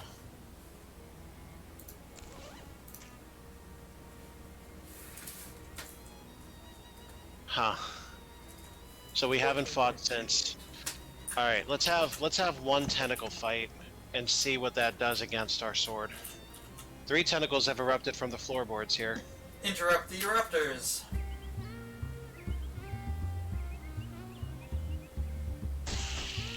Well, that didn't last long. Nope. Well, we've got a little speed problem here. Hit us with that wacky sax. Yeah, blow the sacks for sure. The spider's not all that strong, 12 HP at most. Whoops, that was not what I meant to do. But we can still... God damn it, that's not what I meant to do either! You gotta retarget, man. Yeah, I'm trying to use the keyboard to target instead of the mouse. Don't do that, use the mouse. Okay. I figured out how to retarget using the keyboard. 6, 7, 10. This would kill the Arctic ankle biter. On the sacks, yeah. But he's probably gonna get another attack off no matter what we do now. No, he won't get another attack off if we hit him with a slap because he'll die to the sacks on our turn and he's already gone. Yeah. But we could kill the tentacle before it goes. He goes... Yeah, that's fair. He goes first. So he's gonna get... Yeah, that'll save us that trouble. That is true. Because he goes before... Yeah, there was nothing we could have done to prevent taking an attack. But with proper targeting, we can end this now.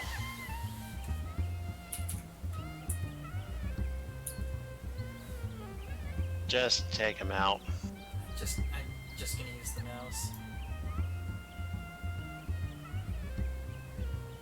Yeah, I never ever use the keyboard for combat.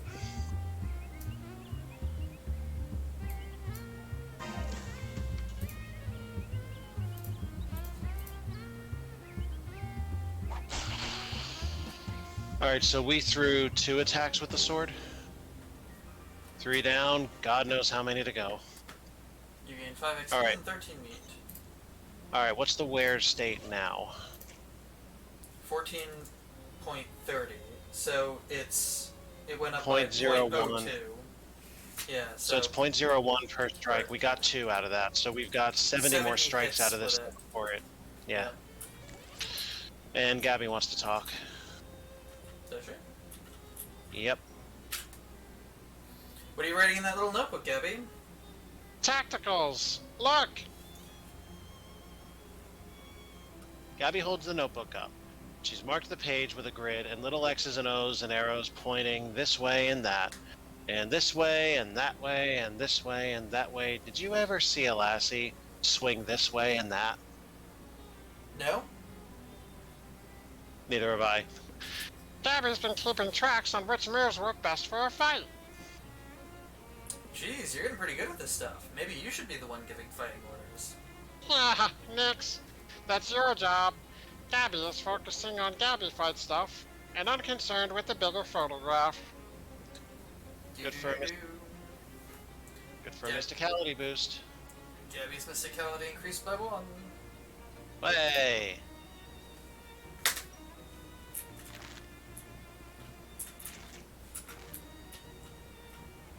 This door is locked. Rickety stairs lead to the 2nd floor.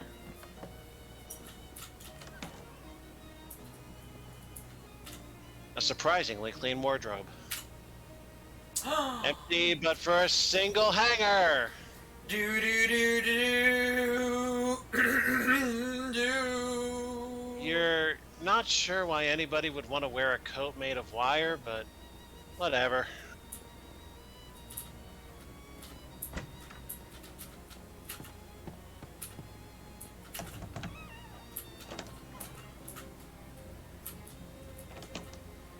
You're going straight to the car, aren't you? Mm-hmm. Well, to the chop shop. Long before you actually turn the corner, you hear 2 Glocklins playing their high-pitched plinkety-glockenspiels extremely loudly. By the time you actually get up to them, well, you're not totally deaf, but you wish you were. Jeez, you two, can you tone it down a bit? Ha! Tone it down, say you? What if we up it tone? They start playing even louder. That's the kind of thing I would do when someone tells me to do that. It's like if someone loaded a Tommy gun with pixie dust and shot you through the ears. them! Goodbye, little spider. Man, we've got a real speed problem.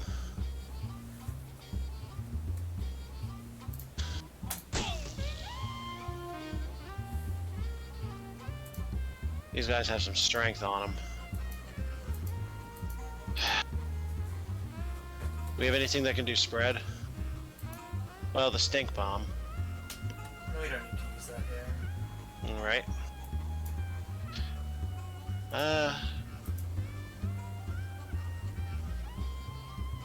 We can save him for Gabby, yeah. Who do we want to take out now? Yeah, then let's...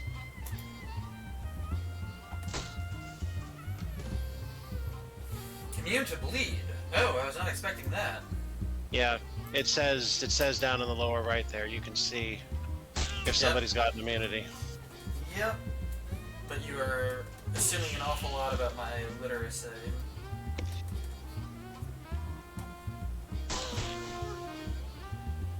Gee, who do we want to take out now?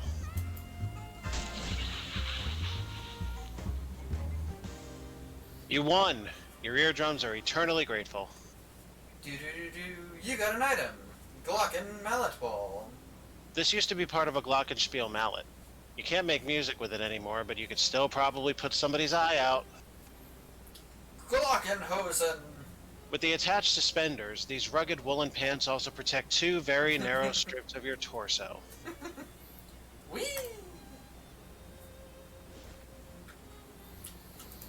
So it was all the way at are the we wearing?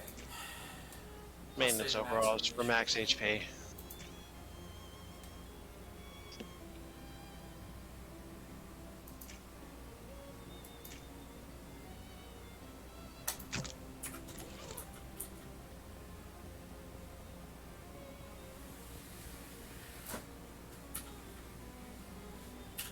Well, here we go. It's Jimmy Jimmy the the Lock. Lock. You unlock the car, ruining both the lock and the hanger in the process. The glove compartment is full of the most meat gain we've had in this whole game so far. Derelict cars. We've What? got the meat. Okay. Oh, didn't mean to do that. Have you dismantled the throne yet? Oh, okay. What do you need, boss? Nothing, thanks. Well, the Crescent Throne is yours now. You could drag it back to your room if you wanted to. Okay, do that. Hey, it's that rug from the boarding house. Ms. Brewster must have had it sent to you as an additional gesture of gratitude. Or because she hates the way it looks and thinks it's cursed. Either way, score! The Crescent Throne. Your birthright. You sit for a moment and reflect on both your power and your responsibilities. You gain an effect, heavy as the hand!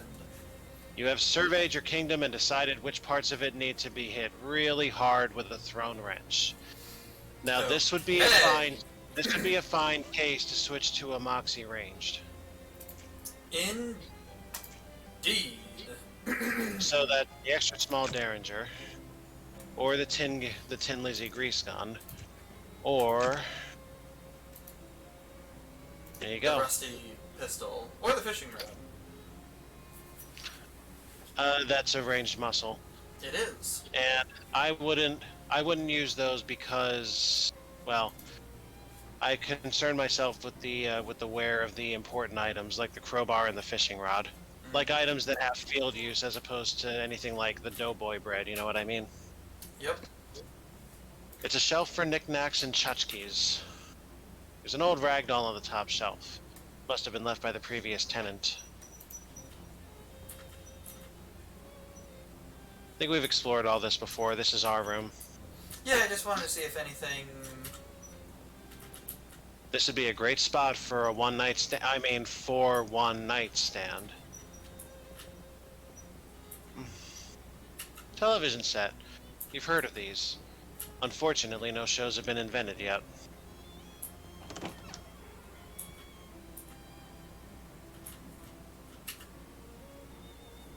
Hey, good to see you up. We've had quite a morning already. See that bookshelf over there?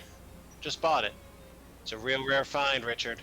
Came from a 17th century cargo ship, the Mustflower. Wow, that's quite a providence for a bookshelf. Yeah, it was the ship's wheel. Captain brought the Mustflower out of dock, couldn't steer, drove into a starfish. Whole thing sank instantly. Anyways, anything I can help you with? I saw your name in the visitors book at St. Polycarp's. Oh, sure. I do a little whittling to pass the time now and again, and sometimes I go to St. Polycarp's to look at their gargoyles. Here, have one. He opens his desk drawer and tosses you a little wooden gargoyle on a leather cord. Do. You got an item. Gargoyle charm. A little wooden gargoyle on a leather strap, whittled by Charles Wallace. The base has the motto, "Keep on truckin'," carved into it. An accessory worth one spooky armor. Oh, neat. Thanks.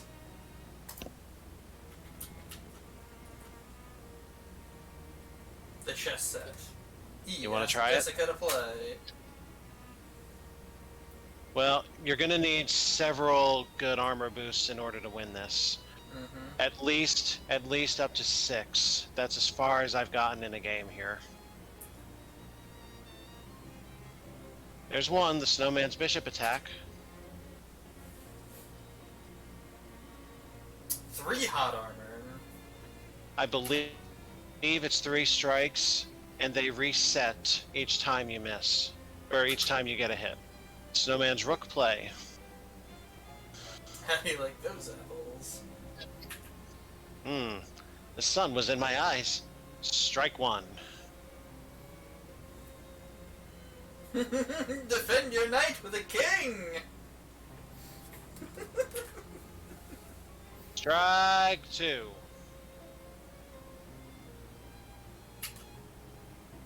Strike 3. So we got a bunch of cold armor, but we don't have enough of anything else. Yep. Calliope is still sleeping on her towel. You open the can of sardines. Calliope immediately wakes up, devours the entire can, and then purrs as she licks the remaining oil from your fingers. Looks like you've made a friend. You can now pet Calliope to receive a boon. New cat unlocked! You give her a nice scritching and she purrs as she goes back to sleep. Calliope's affections have reinforced you against the slings and arrows and mice and birds of the world. So now boons work the same way as food or potions do, in that you can only have one at a time and the next one you get supersedes the one that you had. I see. I have discovered one other cat somewhere out there, so that's how I come to that knowledge. Nice.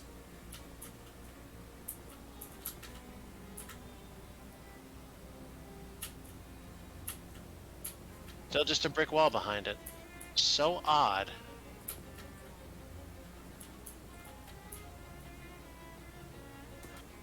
Yeah, so that's your main plot fight.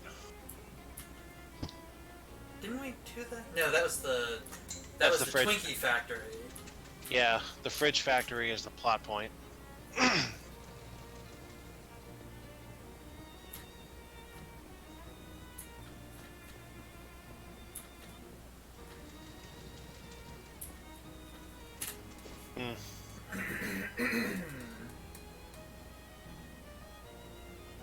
Well then, screw it. Let's go to the fridge factory. Gabby takes a piece of candy out of her purse and tosses it in her mouth, then holds the purse out to you. This time it is... Root beer taffing. It isn't fizzy like actual root beer, but this root beer flavored saltwater taffy will heighten your magical abilities regardless. Maybe it's a placebo kind of thing.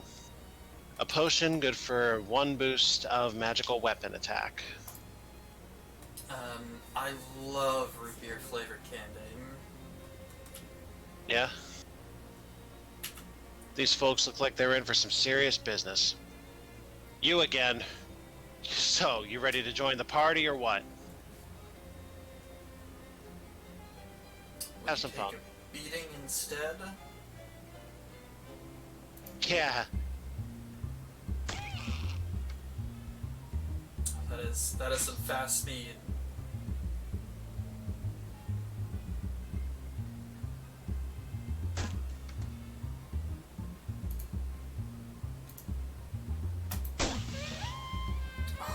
that's a lot of hit points.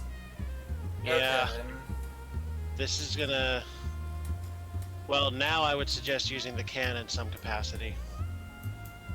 If you think... Oh, yeah, you know what? Yeah, start investing your items if you think you can win this. Unfortunately, this game you can only use one combat item a turn. Mm-hmm. Yeah, knock somebody off if you can. Actually, knock two somebodies off if you can. Mm-hmm. Yeah, there's one. Now, how much does our gun do? 14! 14.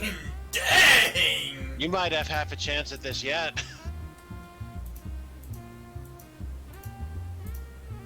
You can take out west. Well, Oh. Oh, physical armor. yes, good boy, Spider. Swing at the south guy. Physical armor 4. Focus all your power on him. The sacks will take out the other three. Oh, you're right. We're not What, going to take The saxophone not does what kind of damage? 3. What kind of damage? Physical, I believe. Oh, shit. Actually, I'm not sure. Maybe it I does don't know. pure damage. I don't know. Do what you think is best.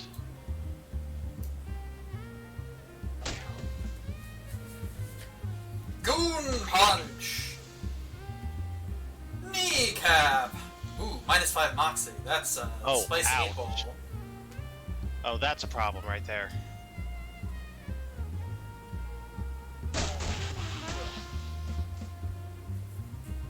Problem meets solution.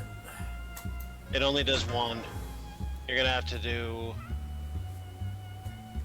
use a... Let me see what the ball does. Oh, you know what? Do that. Go right around him with the Sleeves that. damage, yeah. That chip right there, yeah. Then you can take him out with the Derringer.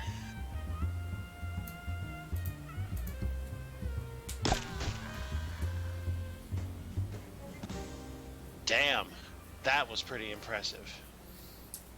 Ding! You gain 12 XP, and Duck the Turtle grows stronger. Way!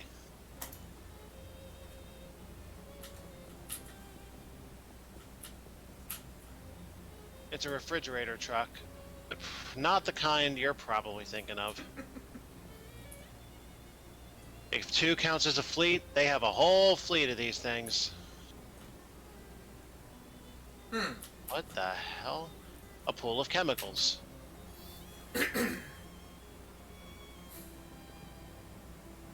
You carefully fish the useful chemicals out from the middle of all the dangerous ones. Do-do-do-do! You got an item. Miscellaneous chemicals. Solutions, precipitates, tinctures, you bet. We've got a little bit of everything here. Now, miscellaneous chemicals is the same thing as the anarchist tools for another workstation. There's a pretty flower growing out of this patch of frosty industrial waste. It's probably a metaphor for something you don't understand. The cold temperatures here have attracted a swarm of Drosophila glacialicus. Sounds like we could make some ice Ah. bombs out of this. Frosty flakes. It's like snow, but in flake form. Can you even imagine? So yeah, that's another material. These barrels are rhymed with frost, but they rhyme with carols. Yes, it does say that. Boxes of miscellaneous discarded industrial junk. Dig, dig, dig, dig in! One of these old coils is still in pretty good shape. Do-do-do-do. You got an item. Refrigeration coil. A mana-charged refrigeration coil. If you can't figure out anything to do with it, you could always just sell it. If this factory is leaving you cold, you could always leave. An old toolbox has been left here to rust. You got an item. Piece of scrap metal. A chunk of unloved metal, hardened by its loneliness. Give your target shielded, which will cause them to ignore the next time they take damage. I have not seen that before. You got an item, disposable ratchet. The greatest trick of the marketing department of Black & Decker ever pulled was convincing people these were single use. So this has 2 uses depending on who you use it on. Increases an ally stat by 3 or reduces an enemy stat by 3. And we got another all. That's the kind of double standard I can get behind. That's an all, folks. Opening this door would make a lot of noise and draw a lot of attention. Also, you don't actually know how to open it.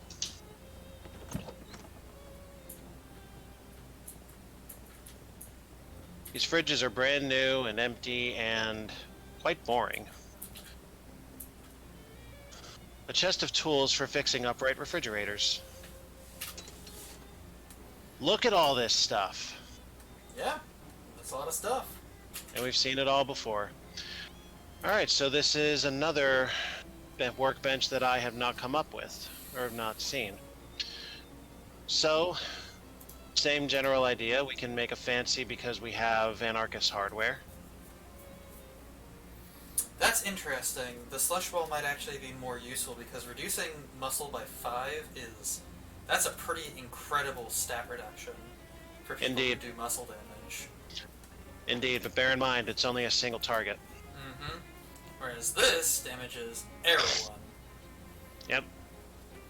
So what's more important to you is basically the question. I think we'll probably come up to a boss that we need to use stat reduction on to beat, and there's a fair chance that it will be a punching boss that uses muscle. Hmm.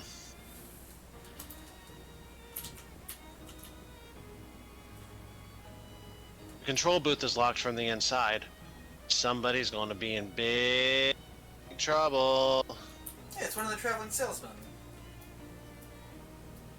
Yeah, it looks like something's going down over there. Hide and watch.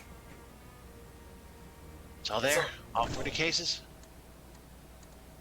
Whoa. Mr. Poindexter, what are you doing here? Surprise inspection. Curious. What the hell? No time to check this out. You gotta... There seems to be a bit of a standoff between the mob guys and the other ones. The scary top hat nerd stares at you with barely any expression on his face apart from a faint sneer. It appears that we have an interloper, and you are... Richard Recluse. What's wrong with your hat? I'm sure I don't know what you're talking about. It's all spooky and it's cutting a hole in the world. I have no time for this nonsense. Mr. Gluck?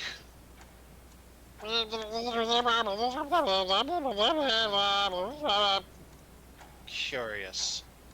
Regardless, please dispatch this interloper, Mr. Gluck. Uh-oh. The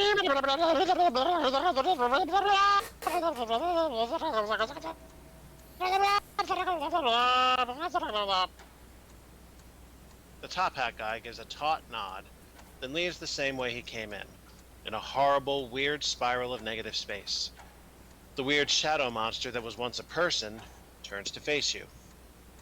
Hello.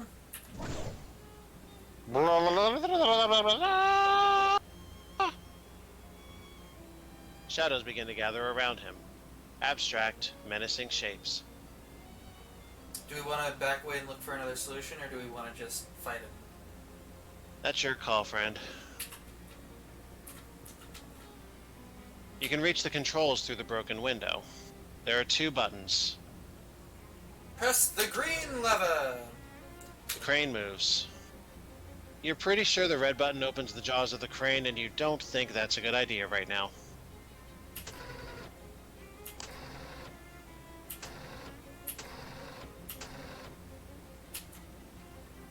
You're pretty sure the red button opens the jaws of the crane, and that Gluck guy, that thing, Well, he's right underneath it. You definitely want to press it? I do. Wait, I'm taking the heat for this. Let's skedaddle. There's very little left of this poor fellow. He's got a pocket watch clutched in one hand and some business matters clutched in the other. Neither of those hands is attached to an arm anymore. Do. You got an item. Dangerous pocket watch. The ticking of this pocket watch sounds hollow and ominous. You don't like it. It's just wrong. What's perfect? Do. A bank pouch full of meat! Any cash payment that's too small for a briefcase must be contained in a leather zipper pouch. Sorry, it's the law. Yeah, I got jumped for my bank pouch when I was working at a Brookstone when I was in college. And Oh? paying my way through college that way. Oh. And I didn't know what to do, but I knew that I didn't want to give this random person like $3,000 in cash that was entrusted to me.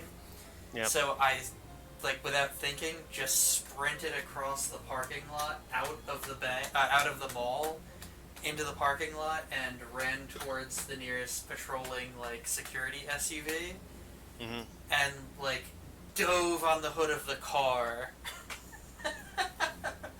Like full on like jumped off of another car's bumper to get air to jump onto the hood of his like security van as he was making a serpentine route through the parking lot. And when I looked around and like explained to him like why I jumped on the hood of his car, like the guy who was chasing me was nowhere to be found. So I don't know if he even followed me, because as soon as he produced the knife, I just bolted. And I never even saw the guy outside of the like. I saw the knife, and then that was the last that I saw the guy. Anyway, Well, you got an item. Congratulations. The deed to the speakeasy. A legal document regarding an illegal establishment. And congratulations on your survival, by the way. Thank you. I think it You was take much it more quite- dangerous when a cop pulled a gun on me because he wanted my parking spot. You take a quick look at the deed and realize this must have been Oliver Gluck, the owner of the speakeasy. There's little left of this poor fellow, and fishing in this man's remains would be in poor taste. Oh, bullshit! Come on! We've done worse already. Uh-huh. This fridge is plugged in. A little note on it says, experimental, not for lunches. The fridge has been fitted with an experimental automatic ice cube maker. Unfortunately, it's made one single gigantic ice cube that fills the entire fridge. I guess if you ever need a block of ice as big as you, here's where to get it. This booze looks dangerous, and it also appears to be tainted with some kind of sinister magical energy. There's no reason to mess with the crane now. You don't have to leave the building to open your map, by the way. You can just click the napkin up there or hit M to head back to Plunkett Street with a quickness.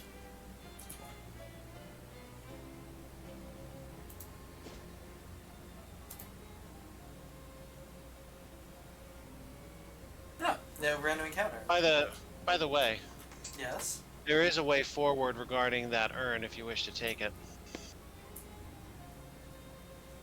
Let me think about it. Go ahead. I found the watch. It was complicated. I'd be more surprised if you told me it was simple. Well, you know the drill. Strap it on and jump in the uncursing machine. It's a pocket watch. It doesn't... Just uncurse the damn thing and get some sleep, okay? You look like you've been through the ringer. I won't dispute that. It's the uncursing machine.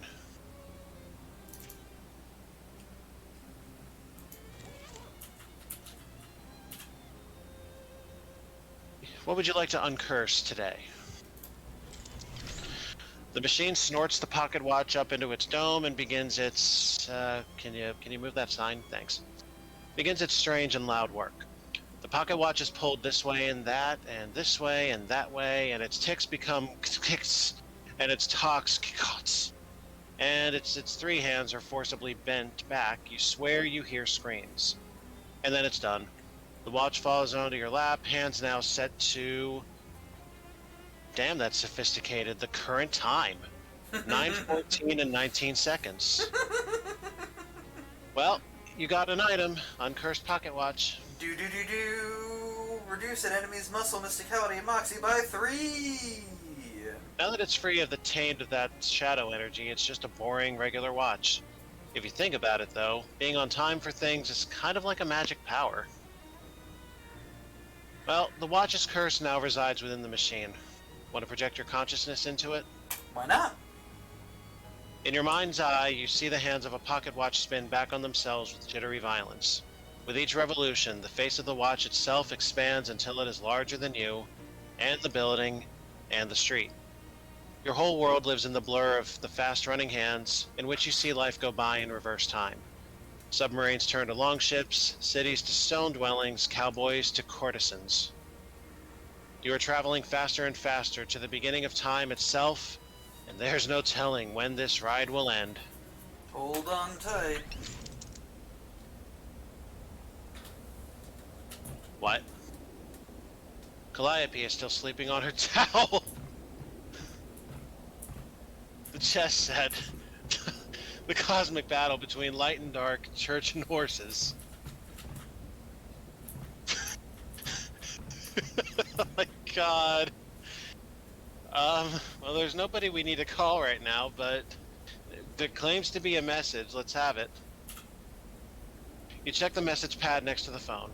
There's a note for you, Dinosaur. No phone number.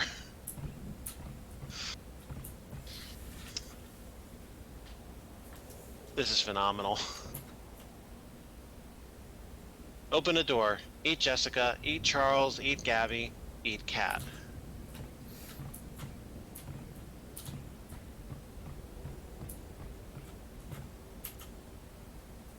With those two salad forks? No! You lack the opposable thumbs necessary to turn a doorknob. You're completely contained in here unless you figure out how to open doors. Open the door. 10 dexterity, which is not a stat for this game. Yeah. I don't know anything about dexterity. I'm a dinosaur. Or break the door down. I'm a big dinosaur. I know what I'd do. You slap your prehistoric tummy against the wood, but it doesn't even make a dent. Maybe that's why the dinosaurs went extinct. Couldn't open doors. Rawr.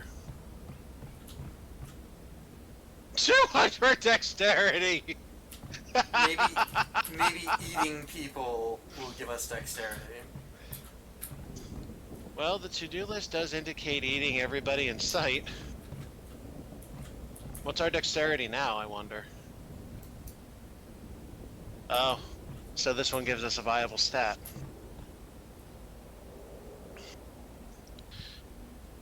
Add to the list. Brother, Hoss, what's got you all horns and rattles? Been dipping into the nose paint again? Can you open the door for me? No. Oh, don't know. Never had a head for puzzles, Richard. That's got me right funkified. Sure is, partner. Sure is. Whoopah! Pew pew! I'm the quickest draw in the West, sure enough. Sayonara, Hoss. What strangeness afflicts thee? Never mind, for the sun transits the horizon, and I grow ever the more in need of thy assistance. Understand, whilst you sleep under the roof of this, thou art my lodger, and the signature on this paperwork is by me required.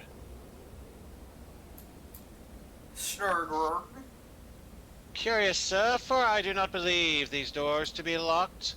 Well, what do I know? And thou wilt find in the telephone table thither a key to satisfy thy need. Nerdgarbor. A provocative remark, sir, and by thee well made. Do I need to sit here and quote Macbeth? Sure. Can't, don't know it. Fair enough. Grarg. Hey, easy does it, baby. We're all hungry. Please help. I'm a dinosaur. Yeah, Narg. Yeah, baby, yeah. Arg, narg, narg. Huh? What's that, Greta Garbled?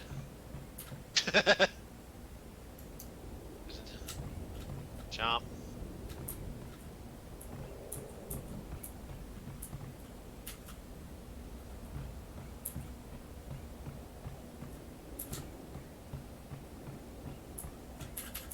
I'm not altogether convinced. Don't do that. We've gained a dexterity. Is that how it's done?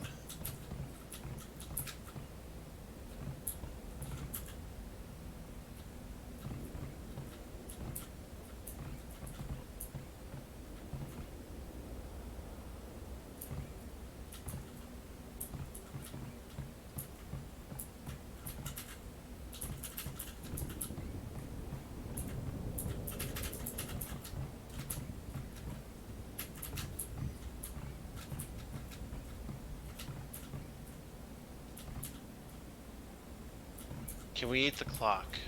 No, I guess not. Not.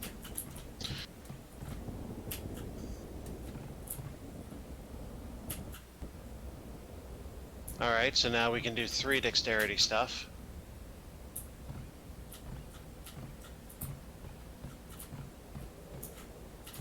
Can we get to 5? Ah, there we go. There's a 5 somewhere. I think. Or do we have to get to 6? How do we get to 6?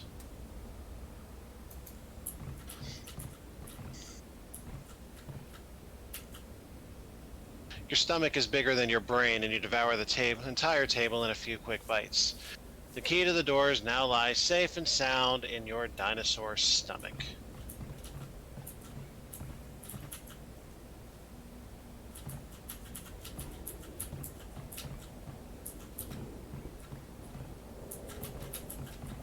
It is possible we might have to gather up 8 muscle before we're able to do anything further than this. Real groovy pocket watch you got there, Richard. I like the way it tick-tick-ticks, you understand me? Rawr. Lot of power in that timepiece, lot of power. Would you make a promise to me, baby? Would you promise not to throw that power away? A lot of good can be done with that groovy power, baby. Arr, arr. I hear you, kitty cat. What do you say, kitty cat? Will you do me a promise? Promise me not to throw away the groovy power in that timepiece?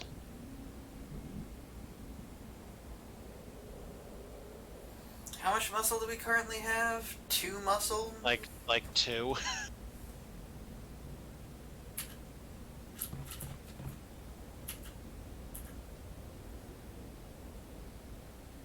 Groovy, kitty cat. Absolutely smashing. Shake on it, kitty cat. Were you able to shake his hand? I did not shake his hand. Okay. Because I'm wondering if that'll get us to 6 dexterity and allow us to move on. It'll give us 5 dexterity for a total of I think we're currently at 4. We're at 5. We're at 5 now. 5, so 10. Hence why. Actually, I believe that means we need 5 dexterity to do it. And it gives us 5. I don't know that, actually. Oh, shake on it. You're saying that requires 5 dexterity. I see. Correct.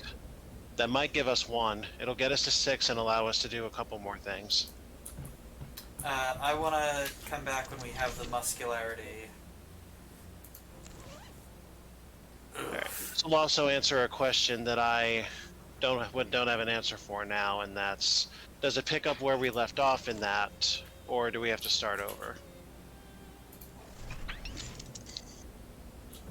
It appears we continue. Cool.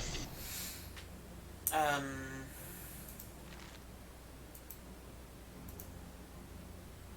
One, two, three.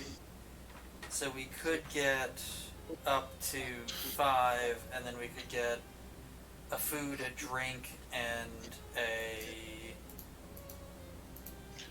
Yeah, we're still gonna need drink some, and right? a potion. That would Yeah, give we're still us muscle. Yeah, we're still gonna need some right serious help. Yep, it's true. Now, we don't have any carryable booze at the moment.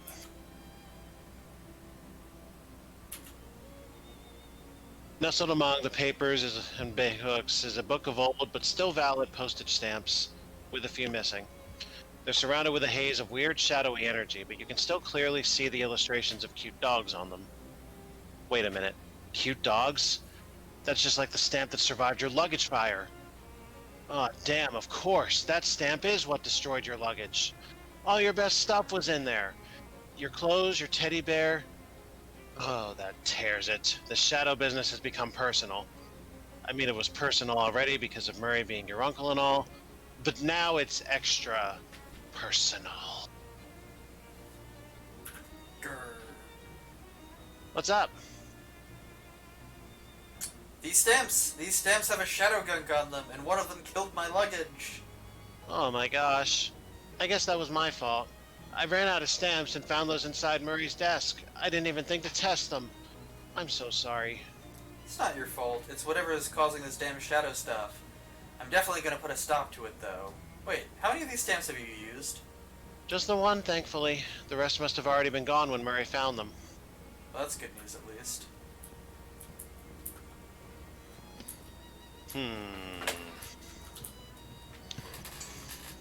Where was the speakeasy? In the alley? Yeah.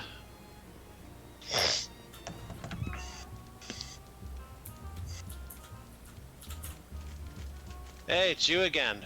You find Oliver? Yes. I don't like the sound of that, baby. Oliver is gone. The handoff went extremely badly. Extremely bad. Badly. Yeah, that too. You go over the events at the fridge factory. Fancy Dan makes a variety of faces at various points in your story, because Fancy Dan is a good listener. Oliver was carrying this with it. Says here that ownership of the speakeasy is automatically transferred to whoever has physical possession of this deed. Huh, is that legal? None of this is legal. Oh, yeah. Well, I guess you're my new boss, baby. Let's have one drink to mourn the old boss and another one to celebrate the new one. Good idea or too soon? Yeah, good idea. Let's see what he's got. I guess we ought to change the name since, well, Oliver's Place is no longer Oliver's Place. I suppose that's right. Got any ideas? Well, you could go traditional and just call it Richard's Place, or something hip like the Purple Door, or something incisive and avant-garde like, I don't know, Noblesse Oblige.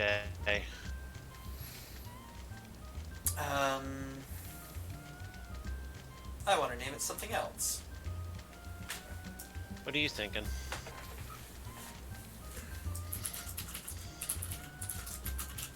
The Recluse's Web? Oh, that's hot. Mango Madness? The Recluse... Damn it! If you had said that first, I would have gone with what chat said. The Recluse's Web. I like it. Now, to business. To business! We make the beer in-house, so that's safe, but we're out of everything else, and based on your story, I'd say the stuff at the factory is not safe to use. Yeah. If you can find booze or mixtures or garnishes, bring it back here. Any idea where to get started with that? No, but you might check with Barnaby. Barnaby? Dan points at the milky-eyed sot at the table by the wall. He doesn't see very well, but he's got a nose for news and a sixth sense for booze. He might know where you can find what you're looking for. Thanks. Alright, so we can get our booze needs here.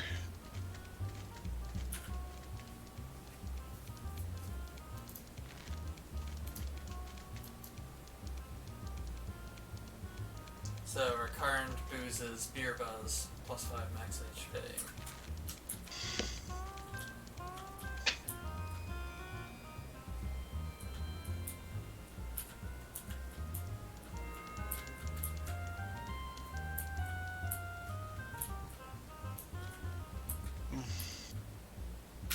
It's Barnaby.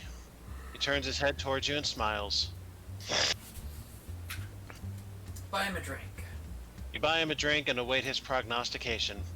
After a few moments, and a few sips, he clears his throat and speaks.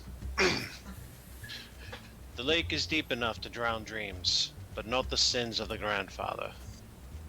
I see. I think I see. They try, but they'll never dam up the flow. Okay. Distilled to its essence, a lake is just a valley, abandoned. Alright. And that's a repeat. I don't remember whether or not I've dealt with him yet. At least not in anything beyond a single shot.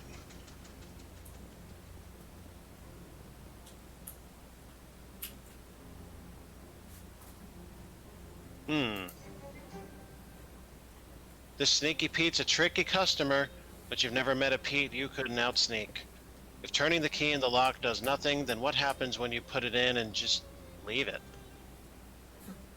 Yes, exactly. The lock clicks open. Good old Sneaky Pete.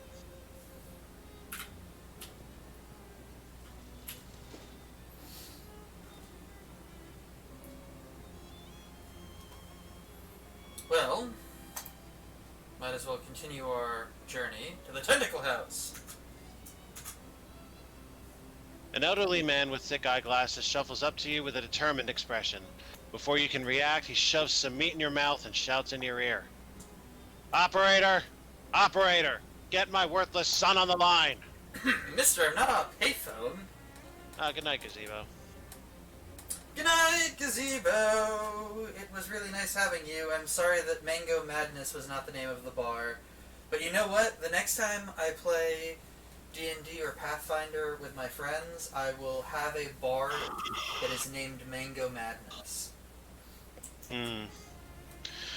That's what the last payphone said, and I'm not buying it. Let me talk to my first Luggener son. Bzz, bzz, bzz.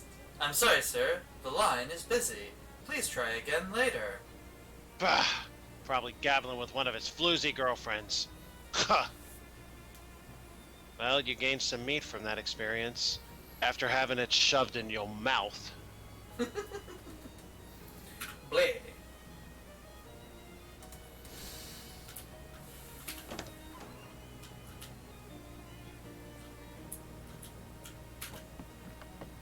a minute, there's a kitchen downstairs that we never explored.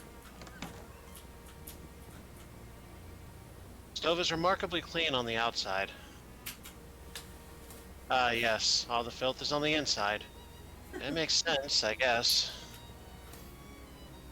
Oh, swell. A massive colony of roaches on the walls. This house is a real peach. You what? You heard me. Milk those bad boys.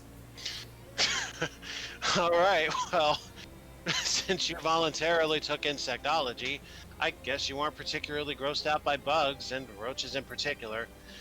I, however, didn't, and am, so you can write the narration for it yourself. I won't either, because I had to live with roaches once, and it was just the worst. Just the worst. They don't bite, At least I didn't have any in my room because they were centered on my one of my housemates' rooms, and then the kitchen, and then the bathroom.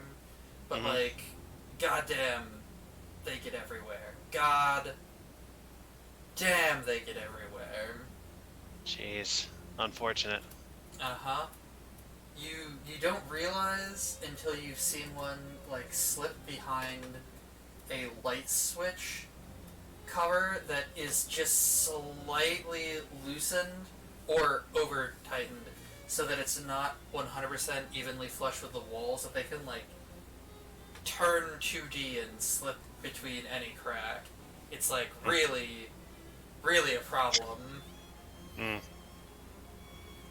Anyway, you got an item, sorted grease. You can tell that this shit was used for something horrible. This will be used to make sleaze weapons or combat items, and we gain 5 XP. These tentacles must have been in the mood for a snack. Give them a fight instead.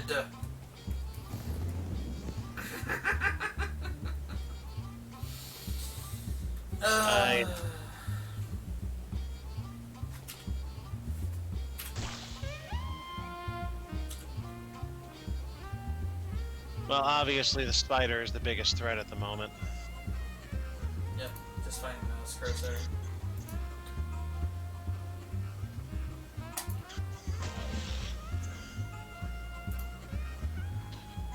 That's enough to bring him down.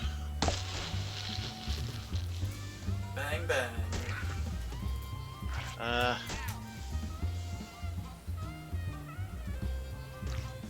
Good. Get him, boy! Gabby barely survives to make the attack. Slap! You sliced him and diced him. Ding. There is exactly one drawer left intact. A wise person said that fishing is not a good use of time, but that person probably didn't have much spare time as you. Jackpot! It was the junk drawer. You grabbed the choicest bits. You got an item. You got mail. Junk mail is a new technology that allows trash to be distributed to everybody, so that we can all share in the effort of throwing it away. And then another paperclip that can be used to increase stench armor. Yep. This refrigerator almost certainly contains horrors beyond your reckoning. Give me them. No horrors, just some very old food. More nasty leftovers. That's good. Yeah. Fortunately, field use does not wear down any weapons. I'm going to assume that this is not finite either, and most likely contains 3 things.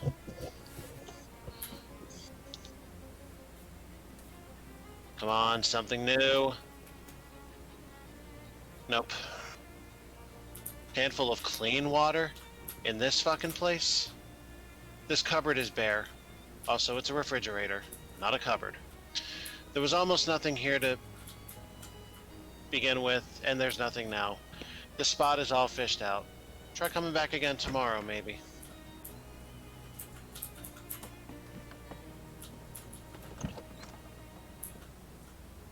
Even the second story is infested with testicles.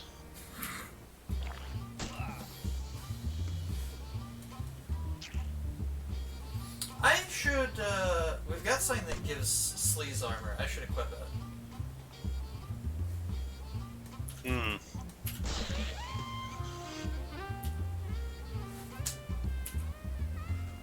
What's that bug? Only 11? Oh, don't waste effort on him, just shoot him.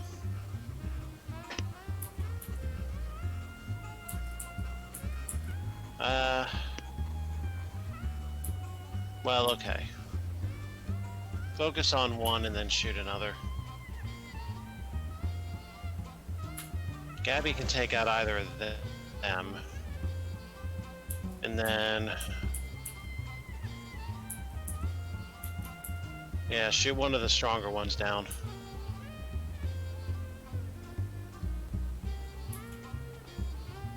Gabby can take him out. I wouldn't waste a bullet.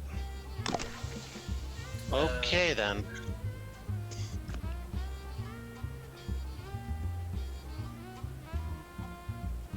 No! Well, Gabby cannot eliminate either of them. Uh, She also can't drag any of them down to death by sacks. yeah. Oh, that's bad. And that's really not good.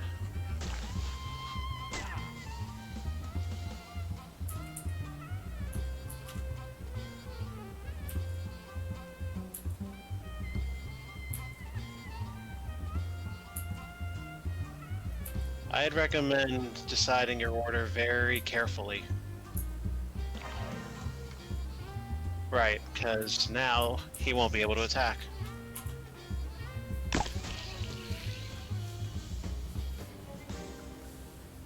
You've rendered this room very slightly less terrible. As is my sworn duty! This nightstand is mercifully tentacle-free. The top drawer is filled with dirty handkerchiefs. Blech.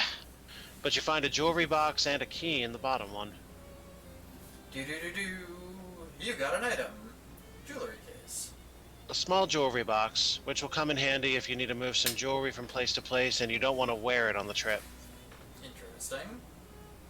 You found this key in a nightstand at Tentacle House.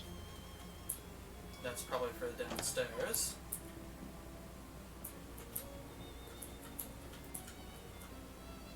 This door is barred from the other side. If the bar is anything like the rest of the house, though, it won't take much to break it.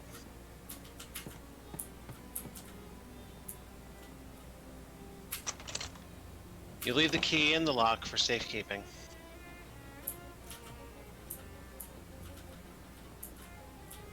The cellar is way too... A shelf full of long expired cleaning products. The cellar is way too dark for you to go any further. Yes, you have a flashlight, but you and I both know that flashlights are only good for making dark places visible, not for making them any less scary.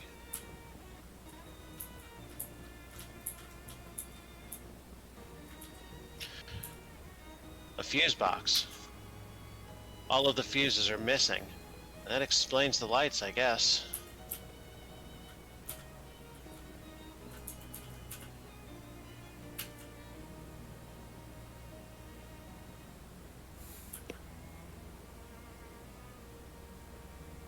Yeah, it's all the same stuff. Have we read all this here, actually? I don't even remember, to be honest. I think so. Hmm.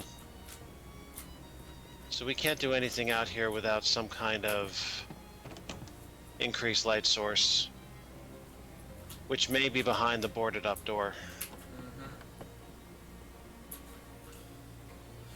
Alright. We're gonna... 85 experience. It'll give us strong embouchure. And it'll help us with our Derringer, too. Mm-hmm. Cool. So now we've got 3 muscle? Yes. Mm-hmm. Do we have the ability to start power loading... What the hell is all this? Okay. Ooh. You dump out the jewelry box's contents, which are so exciting that you forget to keep the box itself. Do-do-do-do! You got an item. Baconstone pendant. A glistening gem from the old world. Legend has it that these are made of the tears of a long-dead species of elf, but legend isn't really clear on why they smell like that. Amethyst choker. The tightness of this necklace makes your neck muscles stand out more when you grimace. That's helpful. Friendship ring. On the outside of a dog, this ring would look really good. This is in constant use on my run. But right now, we need that choker first of all. Mm-hmm. And I forgot to check what was there before. what was there was the jagged ring that increases your bleeding effect. No, because that was in the ring slot. And it wasn't in the ring slot, the conductive ring was in the ring slot. Oh, shit, yeah. Oh, the stylish sunglasses. Yeah. Which is visible on the character pick. Mm-hmm. Alright, do we have any item otherwise that can boost muscle? Like a hat or anything?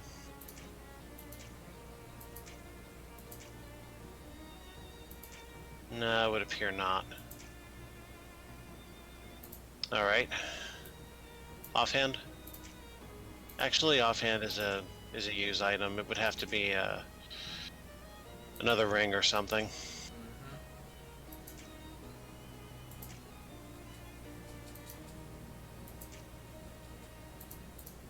We've already got that equipped. That's no good. Excuse me. Isn't it? Thank you.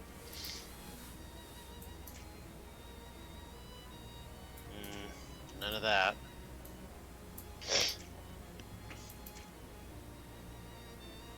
We might have to eat something. What's our current food effect? It'll probably tell us when we try to. Is it Moxie? Mm-hmm. Do we have any muscle food? Nope. All right, potion.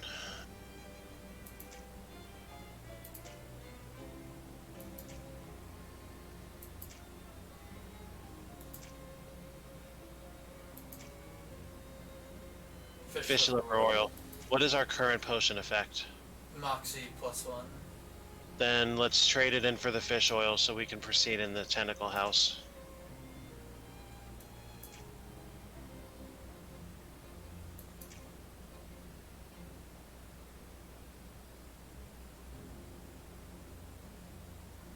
We still don't know what to do with the diner call thing. No, we don't.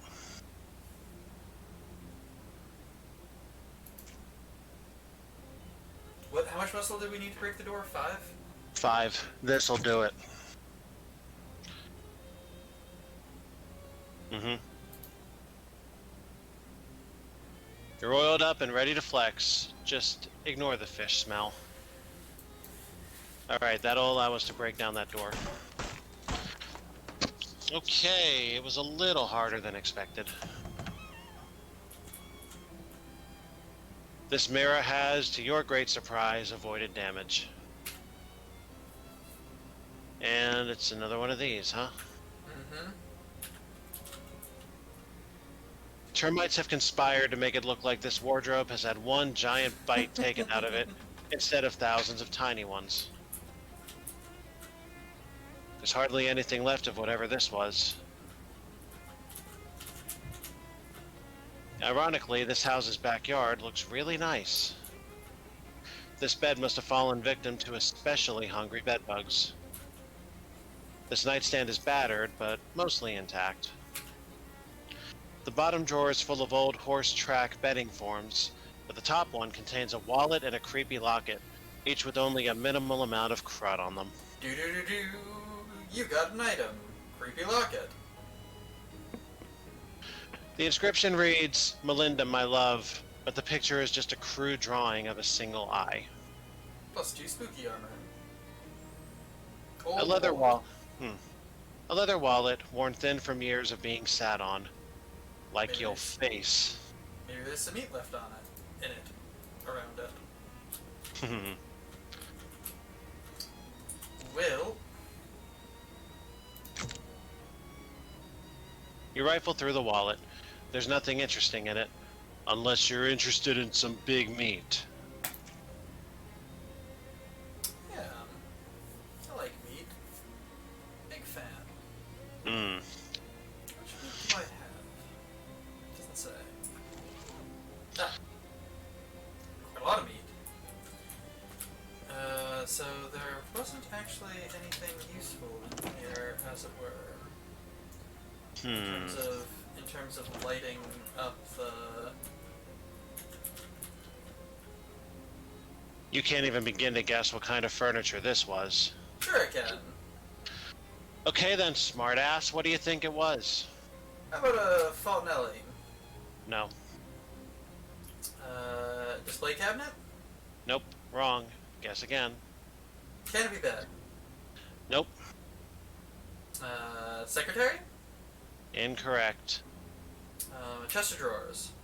No. I think it was a folding screen. Certainly not. Coffee table? Nope. I think it was an ironing board. 9. Lounger? Nah. I think it was a shelf? No. An armoire? 9, 9, 9, 9. It was a hassock. Wrong. An easel? Nice try. Piano bench. Not it. Director's chair. No. A curio? No. I think it was a patio table. No. A break front. No. How about a buffet? No. Futon? No. Bureau? It's not it. Patio chair again? Not quite. Footrest. No, it's not. China cabinet. Wrong. Rocking chair. That's not it. Garden bench. No. Dining room table. Nope. Easy chair. No. A pie safe. It is not. Was it a cot? Wrong again. How about a picnic table? Nope. Was it a room divider? No. Wastebasket? Uh-uh. Lintel? No. Murphy bed? Nope. Gate leg table? No. Hat stand? No. Grandfather clock? No. A Windsor chair? Nope. Probably something incredibly ridiculous. An island? No. How about a kitchen island? D is not damnation and E is not eternal damnation. Try again. I don't know what that means, but okay. Was it a lounge chair? It's a Hunchback of Notre Dame joke, the Disney version. And no, that's not it either. How about a deck chair? No. A mirror? No, it's not. Sectional sofa? No. A headboard? Keep guessing. Or don't, see if I A care. throne? No. A mantle? No. A four-post bed? Nope. Sleeper sofa? It isn't. A cart? No. Console? Nope. High chair? It is not. Credenza? A three-handled family credenza? No. No. I have two choices for a director's chair. A clothes valet? An ironing board? Display cabinet? Hutch? Break front? A pew? Bookcase? A chest of drawers? A shoji screen? Crib? Lawn chair? Sectional sofa? A hall tree, whatever that is? Would you Hope like chest? some? Would you like some help? No. Okay. A patio table. Crib.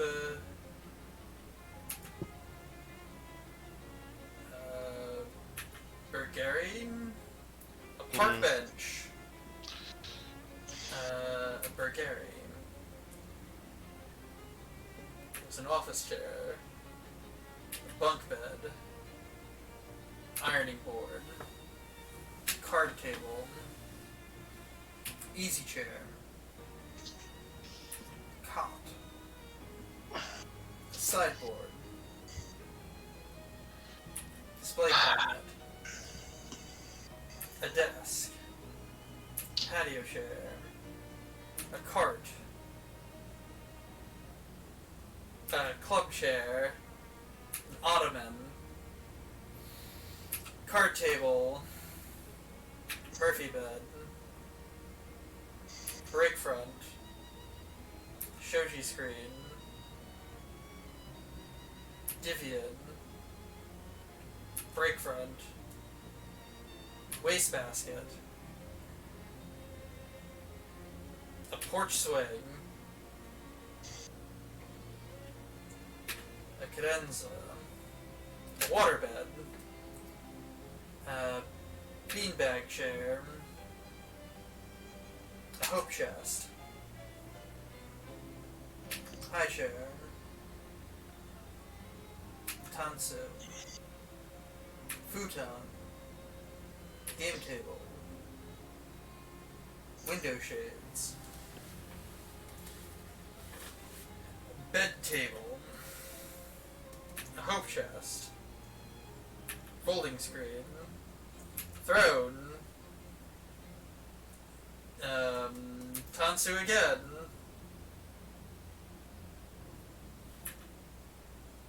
China cabinet. Picnic table. Vitrine. Gate-leg table.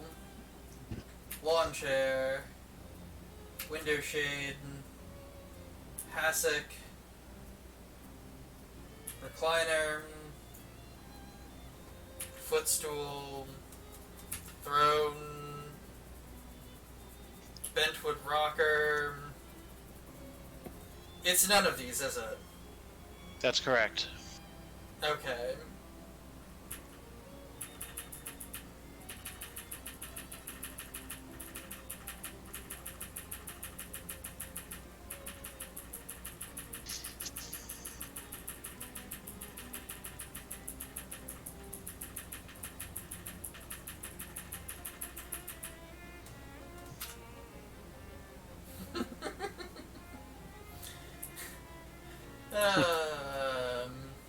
Good try, though. Indeed. Actually, from what I read about Kingdom of Loathing, pretty much the same thing. Mm-hmm. So we need a better light source.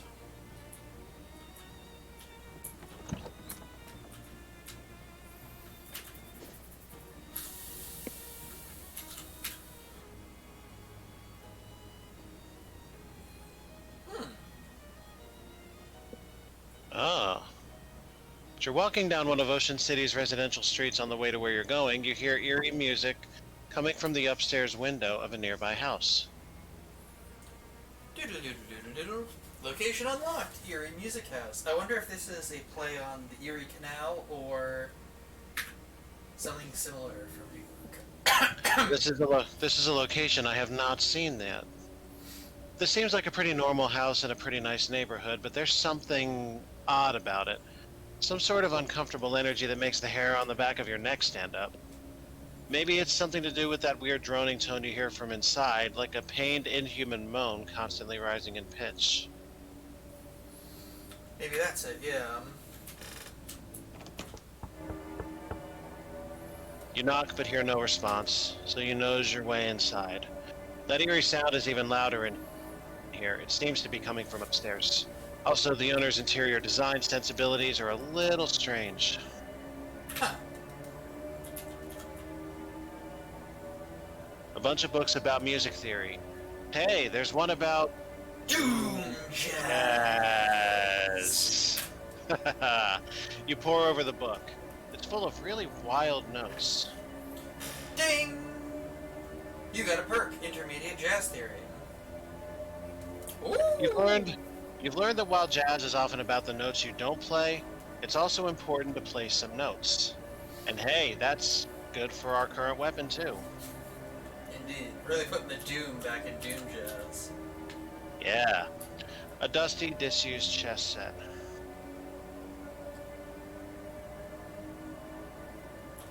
It's a day stand. Tea time was a long time ago. There's nothing left here but stains.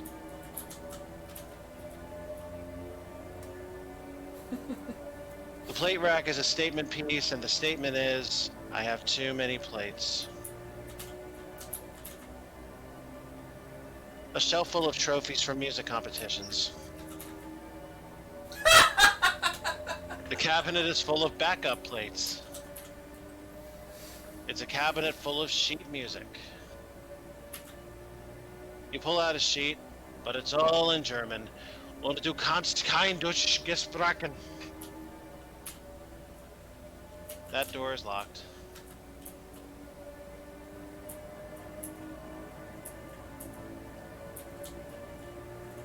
Staircase leading up to where the sound is coming from. And, shall we call it at the end of this locale? Sure. Okay. A tired-looking man is playing a cello here. Sorry for intruding. Sorry. Who are you? Why are you in my house? Sorry for intruding, but I heard the music, and I guess I have an intrusive nature. The name is Richard Recluse.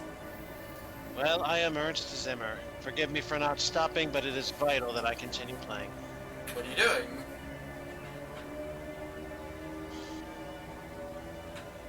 One What sec. are you doing? It's a little. One sec. It's a little blurry. Let me let it resolve here.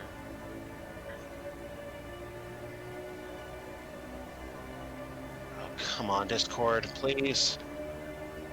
There, thank you. There is a darkness beneath my house. Did you check the fuse box? No, It's probably that then. Listen to me. I had a dream, a premonition of a dark rift appearing in my basement and growing until it swallowed me, the entire house, and then the neighborhood, and then the world. Oh, that's quite the dream. It was not just a dream. I went downstairs to check the basement, and there is indeed a rift.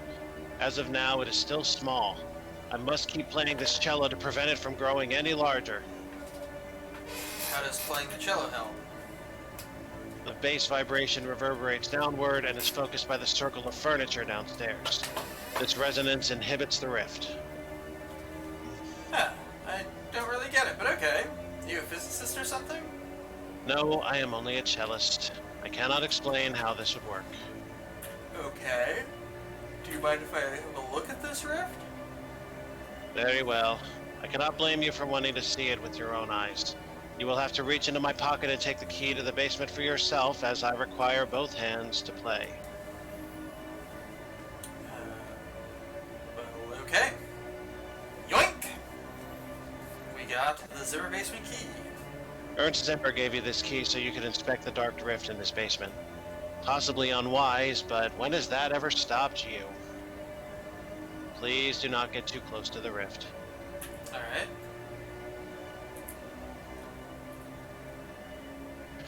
These are the stairs you came up. Just a second. I'm listening. I'm trying to see if I can catch when it loops.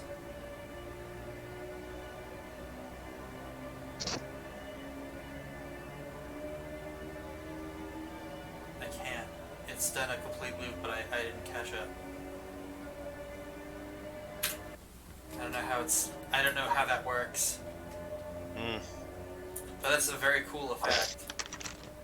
You unlock the basement door and hang the key on a hook by the door. Boxes of moldy sheet music. Everything on this shelf has either evaporated or expired. Huh. There is some kind of black rift or portal or something in the floor over there. Maybe you shouldn't get too close to it. Get too close to it! Well, it's your funeral, if there's any of you left to have a funeral with. On closer inspection, it seems like less of a rift and more of a pool of some thick black tar-like substance. Where did it come from? The only thing nearby is a shelf of old basement junk. Check the bottom shelf. Nothing on this shelf except a few dusty old jam jars. Check the second shelf. Just dust. Write your name in the dust. Congratulations on expressing your creativity in a way that nobody will ever know. Except for you. You'll know. Check the third shelf. This shelf has a box labeled Things. It's full of little screws, rubber bands, stuff like that. Looks like when Zimmer's kitchen junk drawer gets too full, he just dumps it in here. Since you're already looking, you sift through it for a second and find a fuse that still looks good. Zimmer probably won't mind, or ever even know, if you pocket it. Do do do do. We got a fuse. It's weird that they call this a fuse when the whole point of it is to split apart if something goes wrong. Check the top shelf. The top shelf has a few old tins of varnish and a big bucket of tar. As you watch, a drip of tar slowly leaks out of a hole in the bottom of the bucket and plops into the puddle below. Well, there you go. Mystery solved. Aha! This must be where Zimmer keeps all his rubble.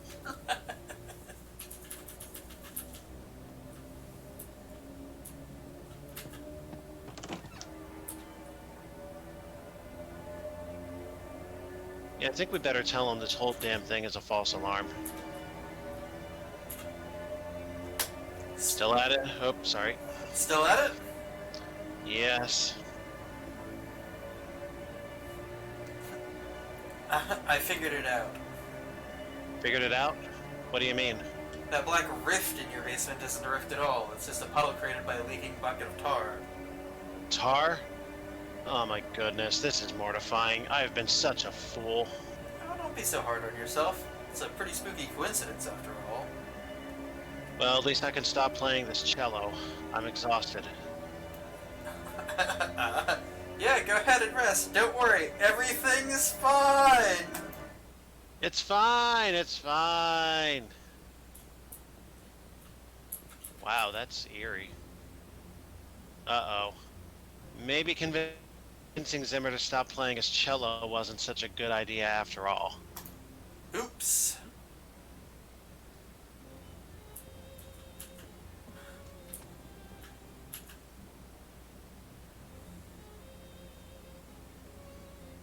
Ernst Zimmer is looking pretty nervous about this whole situation. Hi, Ernst.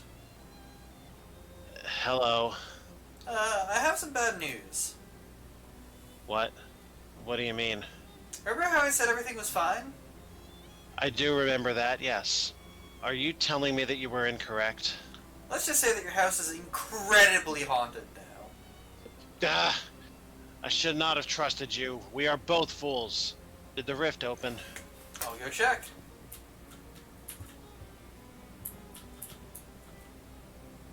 Every one of these moldering books is titled Blood.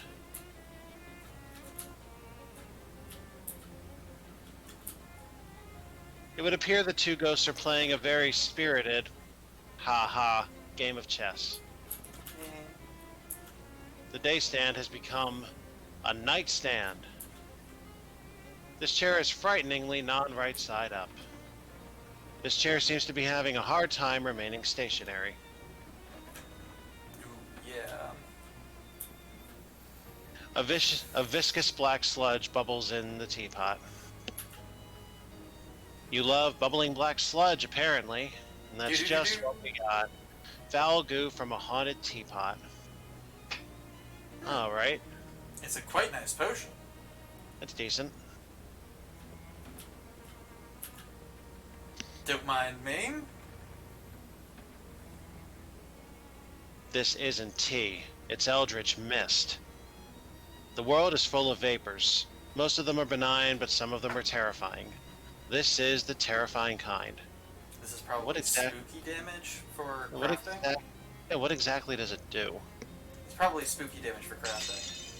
Yikes! This chair is barely there.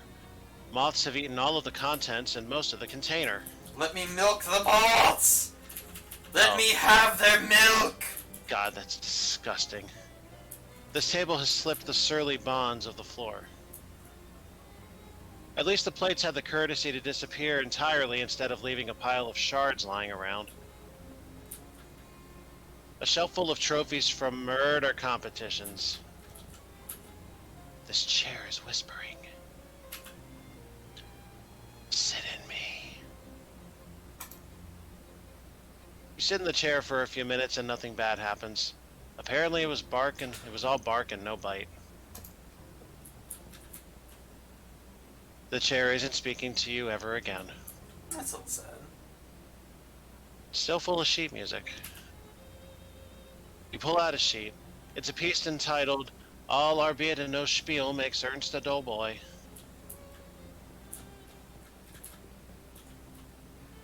The store has seen better jams. Ah, jeez. That sure is a dark rift in space over there, just like Zimmer was afraid of. Looks like the tar was a coincidence. Unless it was magic shadow tar or something? It probably wasn't magic shadow tar. Well, nuts.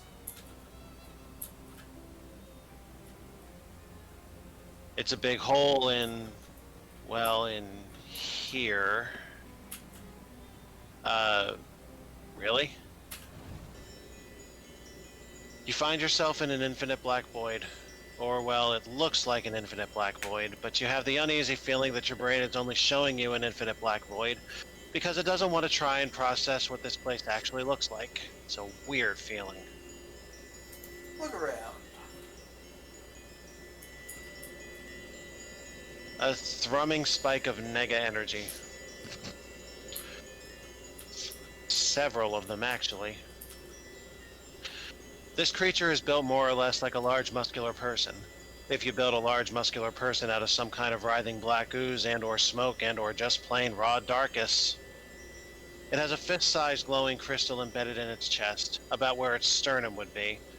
And as you draw near, you can feel it radiating invisible waves of energy. Kind of like heat coming off of a radiator, except also the opposite of that, and also not at all related to that. Look, incomprehensible forces are tricky to describe, okay? The creature shambles back and forth, waving its arms in a way that almost looks like it's dancing, or praying, or maybe just absent-mindedly flailing. It seems oblivious to your presence, although that would probably change pretty quickly if you try to interfere with it. Like, say, if you tried to pry the glowing crystal out of its chest. The creature looks like it could rip you in half without even really trying. Maybe without even really noticing. Wow, 14 Oh, muscle. God damn, 14 muscle. You approach the shambling spike. You Aha. approach the shambling shadow beast, which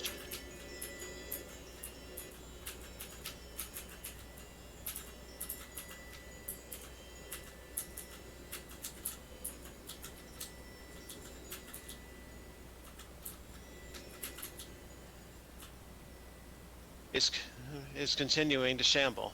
The crystal in its chest sparkles importantly at you. The creature looks extremely weak, almost docile.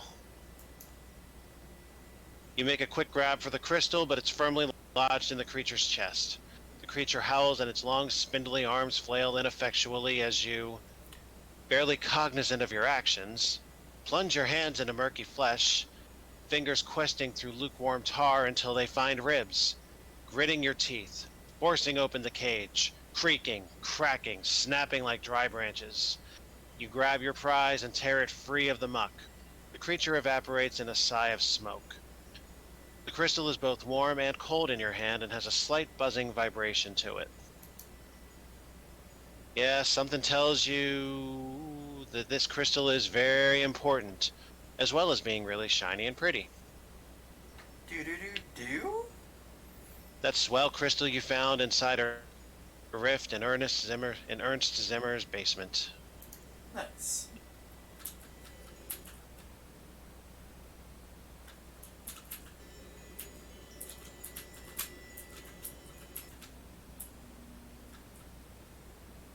It occurs to you that taking that weird crystal out of here might be a bad idea.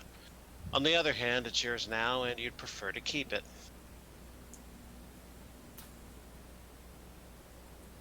Well, what do you think?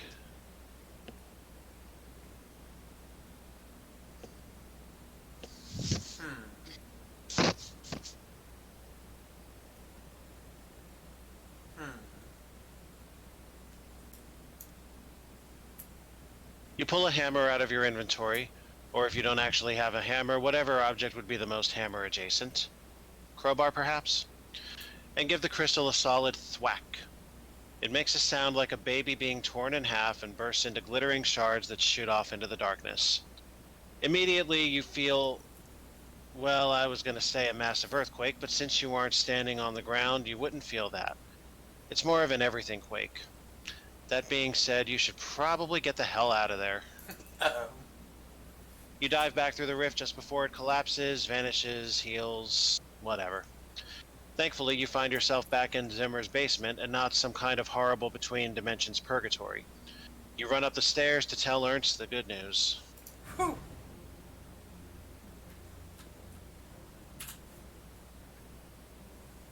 Ernst Zimmer is still looking nervous. Hi, Ernst. Hello. I fixed it. I closed the ref. You did? That's wonderful. I owe you my life and probably also my house's life. Here, take this cello. I've no further need of it, and to be quite frank with you, the thought of playing it ever again only pains me. Cellos tend to be range moxie weapons. Well, technically it's reckless cello now. You have no idea how to play the cello, but you do know how to swing a great big club. Oh, that's fantastic. Boy, Wow, thanks. very nice. Ernst gives you a relieved nod. Oh good, the plates are unexploded. Everything looks right with the world again. Alright. So I think that's everything for this evening. Indeed, we've done good here tonight. Indeed.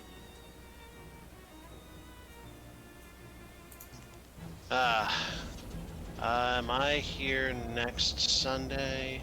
Sunday. I know I'm not here 2 Sundays from now because we do Super Bowl things around here. And yeah, next week looks alright. Alright. Then after the priest from the east battles the thunder from down under, come back from church and hang out with Alpha Wit minus the Wit Silver Alpha. Come here. Watch the stream. We'll be doing this again. It'll be great. I'm sorry, what's this show called? I don't know. Silver Alpha? Alpha Silver? 2 recluses being alphas, how about that? Jesus Christ. It's got some serious Andrew Tate, you gotta get on your Sigma grind set and abuse some women vibes to it that I'm just not comfortable with. Okay. Trust me, the kids know what I'm talking about. I suppose that's going to have to do. Well, until next time, beggars can't be dildos. This is Alpha saying, rain sticks are God. What? That's a terrible way to sign off. Ask Wit to explain rain stick. She'll tell you, in a very angry way. Does somebody fuck the rain stick? It's the sound that it makes while someone is fucking someone else with the rain stick? Is that what this is? Why don't you present it to her that way and see what she has to say to it? Because I think that'll probably set her off really good. Well, until next time, may you reach the stars. And may you get mooned. Good night, everyone.